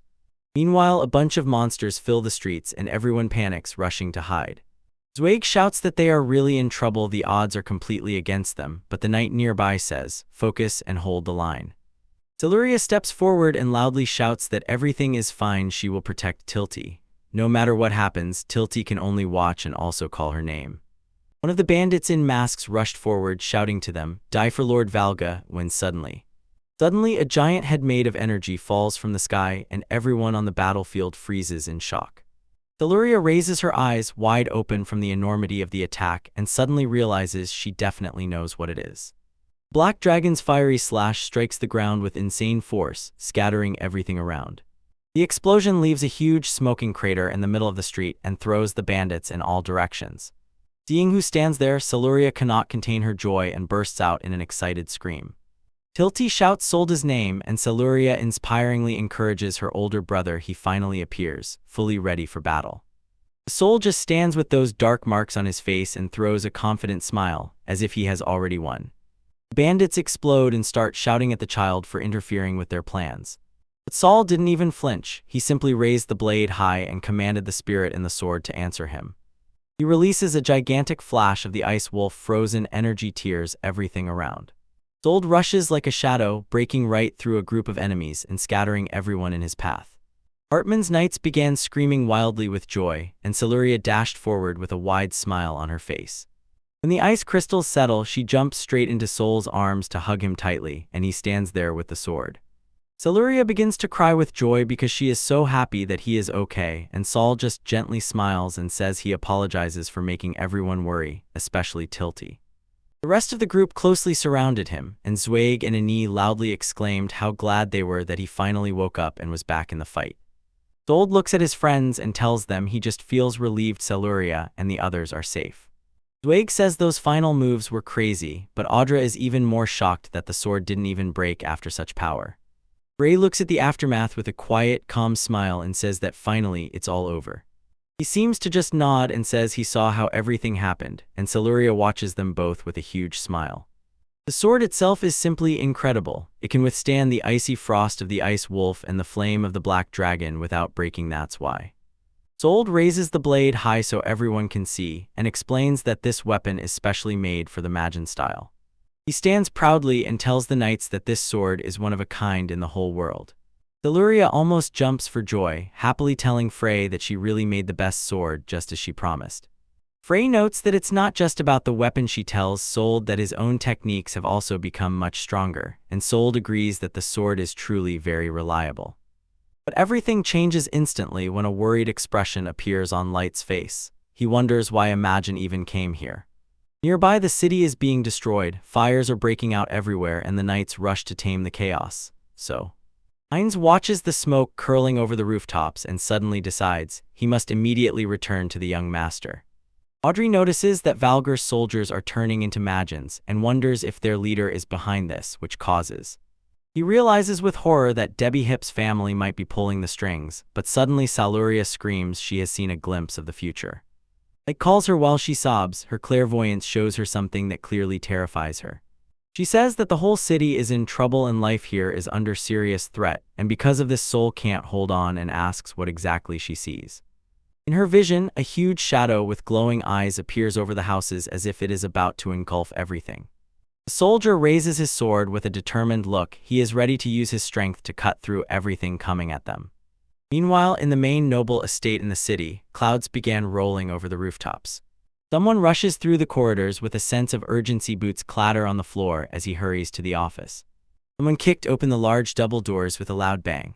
And like a storm bursts into the room, shouting the name Valgyr, while the nobleman simply sits quietly at his desk with a glass of wine. Valgyr looks at him with disgust, calls him a brat, and shouts that he barged into the office without an invitation. The guy is clearly angry. He does not back down, shouting that he knows he is rude, but he is completely fed up with Valgyr's antics. He points directly at the nobleman and demands explanations. He received a message that Valgyr's own people are causing all this chaos in the city, and they will meet next time. And Valgyr just looks at him with an irritated expression, muttering about how annoying he turned out to be. Then he asks why he hasn't left the city yet, and this completely catches him off guard, making him blurt out, "What is that supposed to mean?" Suddenly Valgyr loses his mind and shouts at the top of his lungs that it's all because of him, because he tries to play the hero and pretends to be some perfect ruler. He shouts that the Debbie Hip family actually rules this city, and Lake and Ainz look at him and say that he is an absolute scoundrel. He himself is amazed why he confessed right now, but he tells Valgyr, now that the truth is known, for a corrupt nobleman this is the end. The room fell silent for a moment, and then Valgyr burst out with a disgusting pig-like laugh, mocking the idea that something had really ended.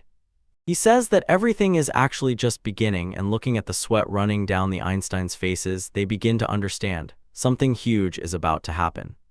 Valgyr stands behind the table, all in panic. He realizes he is losing control over the power he used. And then from his hand bursts out that disgusting, fleshy mass with many eyes and begins to grow much faster than he can handle. Like iron, instantly petrified from shock, they just froze and watched when they realized that the nobleman right before them was turning into a real monster. Meanwhile, Sold and the rest of the team drag him through the town streets, trying to reach the manor as quickly as possible, while Sold asks Seleuria if she is 100% sure about the place she saw in the vision. She firmly says yes, so they set off again. Hilti adds that she feels a giant shadow in Valgyr one that could level the entire town if they do not hurry. She says she will never forgive such a mess and addresses the guys, "Stop this before it becomes too late." Suddenly Sold slammed on the brakes, shouted for everyone to stop, and pointing ahead showed something he has a very bad feeling. As Valgyr's manor begins to shake, the whole house trembles as if an earthquake struck only this place. And then the roof simply explodes. A huge dark creature with burning eyes breaks through the stone, as if ready to tear everything around apart. The soldier in the squad froze completely, staring at the mansion and shouted in shock. And then someone bursts in, rushes through the gates and shouts for everyone to retreat, and Sold realizes that he and Inz barely escape. But he does not fall silent. He shouts that the monster they see is actually Valgyr, and that the man used some tool cursed to change it. Soul simply froze in place, trying to comprehend how a person could so quickly turn into something like that. The whole group looks like tiny dots standing in front of the huge slab, completely lost against its background. Next to them appeared a huge monster and began to growl that this city belongs to him and he will not give it to anyone. Now it is simply huge, a true demon with a skull instead of a face and a huge eye right in the middle of its chest. It lets out a deafening roar and declares that Tilty is his, looming over the crumbling ruins of the mansion. Looking at this mess, Sold grimaced with complete disgust and called that thing a disgusting demon. But the monster does not care. It looks down on the others as if they are trash that it is about to sweep off the map. Sold rushes into action, releases a gust of wind, and shouts that he will not allow this to happen, and then support him and shout that the monster is a fool if it thinks it rules here, because their true job is to protect the city. Sold shouts someone's name, and Zweig and Celuria stand aside in horror and scream for their older brother. Heinz barks orders to the knights to follow the young master, and they all shout back and prepare to charge. They all look like tiny ants next to the huge demon looming over the ruins, forcing. The monster became even more terrifying when it fixed its gaze on them with those empty, dead eyes. Everyone unites for a powerful joint attack, throwing magic and steel at the monster with all their might. But Valgar just stands and says they are as annoying as a tiny thorn, and the team realizes their best shot didn't even leave a scratch. The monster just waved them off and threw at them, "Go away," and deep in its throat a strange light began to accumulate. And suddenly it releases a colossal energy beam that completely destroys everything in its path. The monster towers over the ruins and lets out a disgusting, loud laugh. Night hustle through the dust, cries checking if the young lord and princess survived. Tells them that for now they are safe because everyone combined their magic into a shield, but Sold cannot believe how much power they are facing. The soldier pressed Tilty closer and sharply whispered to Walter, "You are a monster. You threw away your humanity to chase your twisted desires." Walter doesn't care. He says he will erase every scrap of trash from the face of this city. He releases another huge explosion that cuts through the city like paper. Sold and the others just watch in complete shock as the beam levels everything. Everything around lit up with a gigantic explosion, and the monster remained standing as a dark silhouette against the burning fire. Buildings begin to fall and people run everywhere just trying to survive. And local families completely lose their minds, crying and screaming as their home collapses. As if everyone stands together, looking at the destroyed city and all those who suffer complete chaos. He finally loses control, shouting the name Valgar at the top of his lungs. The giant monster just stands and laughs while people around flee, screaming for help. Something gigantic caught him by surprise. A fiery dragon bit right into his neck. His soul appeared as if from nowhere, rushing through the air and shouting the name Valgar, putting everything it had into the strike. His black dragon fiery flame strike hits, and the fire completely engulfs the monster's head. The force of the strike throws the monster's head back with a jerk, and Sold lands perfectly on the neighboring roof. Calls Sold in shock, and Celuria shouts for her older brother while everyone watches the battle unfold. Sold freezes in place and throws out, "How do you like that?" but already looks back to see if he really did enough damage, and it turns out the monster is not finished yet. Thick black blood starts to ooze from its neck, and it just stands there. The monster let out a huge, terrifying roar that shook everything around it, completely lost control, and meanwhile he was trading watches from the roof while the beast's neck healed itself right before his eyes. He says he finally sees everything and has figured out this monster that. So he finally understood. This is a dark giant, a creature that regenerates despite any wounds. Sold's heart tightened. He remembers that this thing is actually the final boss, controlled by the villain at the very end of the game, but he can't believe it appeared here of all places. He wonders if Tilty's rescue changed everything and realizes that the fate of this world is changing much faster than he expected, leaving. This has cornered him. In the game, the hero won thanks to holy power, but Sold knows he has nothing like that now. He thinks of using Tilty's dark power to erase the monster, just like he once did in the fight with Dogra. But he immediately restrains himself. He knows that this power is too dangerous to joke with, because if this darkness becomes even a little stronger, it could be the end for her. When Sold is horrified that this will only push Tilty faster toward her fate of becoming the villain he is trying to save her from. Sold stands on the roof trying to compose himself. He tells himself that he must fight this fate no matter what, and begins to look around, whispering that his sword should be somewhere here. But from the cliff it is visible the city is already a complete ruin. A dark giant walks through walls and crushes buildings, and the mysterious leader stands at the edge watching. The man in the mask looked at this chaos and, addressing Mr. Valgar specifically, called him wonderful. He said that Valgar's insane need to dominate everything finally attracted a huge demonic power. With a grim expression on his face, he says that the real experiment is just beginning. He looked down at the people cowering in the streets, shouted to Tilty, calling her the priestess of darkness, and loudly asked how she intends to resist this power. Hilti just stands in the middle of the ruins, completely frightened and in tears, watching the world around her collapse. Nearby, Siluria also cannot hold back sobs, clinging to a man who looks like he is about to break, seeing his city being destroyed. Even the knights shout, trying to fight back, but they are clearly unable to withstand the colossal scale of the attack, which... It's even worse when the monster releases a shockwave that levels the surrounding buildings. Parents grab their children and run to escape while people everywhere are knocked to the ground. Hilti begs for the nightmare to stop, her eyes wide open and full of tears, but in response only an ominous chuckle echoes amid the chaos. Hilti stands trembling, dark energy rising around her, and she says she can't take it anymore and won't forgive them for what is happening. Hilti breaks free, a scream bursts out, and suddenly a dark spot appears right on her forehead. From beneath the earth grows a giant monster of wood and shadows, and on its very head stands Hilti. She screams again that she won't forgive them. He is back on the ground, completely stunned and speechless, and next to him is Siluria, panicked, asking what that huge thing is. The half-bodied giant towers over the ruins of the city, as if torn straight from a nightmare. He was selling watches on the roof while the wooden giant went into battle with the bone monster, and suddenly he realized what he was seeing, and he could. I can't believe how much dark power is flowing from Hilti right now. It's much stronger than he expected. The bone giant does not retreat, standing its ground in the middle of all this recording. Hilti, sitting on the giant's head, extends a finger forward and calls the darkness, and then... Tears still ran down her face and she shouted at the monster, "Come on, attack." The dark giant delivers a colossal blow that hits the bone giant right in the face, and... The bone giant let out a loud, painful scream as the force of the blow began to shatter him into pieces. Hilti stands on the head of her summoner, gazing down at the ruins while the enormous giant looms over everything. She cries and loses control, screaming at the top of her lungs for the enemies to just disappear. Lying on the ground, Lake is completely stunned by what he sees. He calls it the Dark Giant and says its power is simply on another level.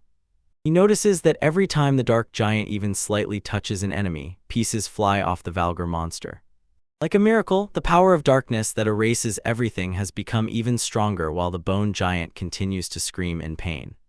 Siluria looks up and says that Hilti is truly incredible for doing this, but she herself looks very worried about something. She recalls how she used to only be able to move the hands of darkness, but now she suddenly realizes everything is completely different. The giant's body finally appears right in the middle of the city. Hilti stands on the giant's head, arms spread wide, and shouts, "This is exactly what I wanted." She is completely out of herself, speaking enthusiastically about how beautiful this dark power is that is finally descending. She urges the giant on, shouting for him not to stop and to make all that despair even louder while she commands, "Just let the darkness engulf everything visible." Tears roll down her face. She screams about how the enemy tramples human lives, shouting that she will never forgive them. The Dark Giant raises his huge, boiling hand high in the air at an angle, and the one standing on his shoulder looks tiny like. The monster made of bones lets out a pitiful screech, completely unable to stop what will happen next. The Dark Giant delivers a heavy punch that hits the bony monster's head directly, breaking it, and from the sheer force of the blow, the creature's jaw shattered into pieces. Like in Siluria stuck to the ground, completely shocked by the insane power displayed by Hilti. Like watches the chaos and asks why all this is happening, while Sold stands unwavering in the smoke. Hilti breaks down, sobs, asks why he is standing in her way, and screams, calling for her brother.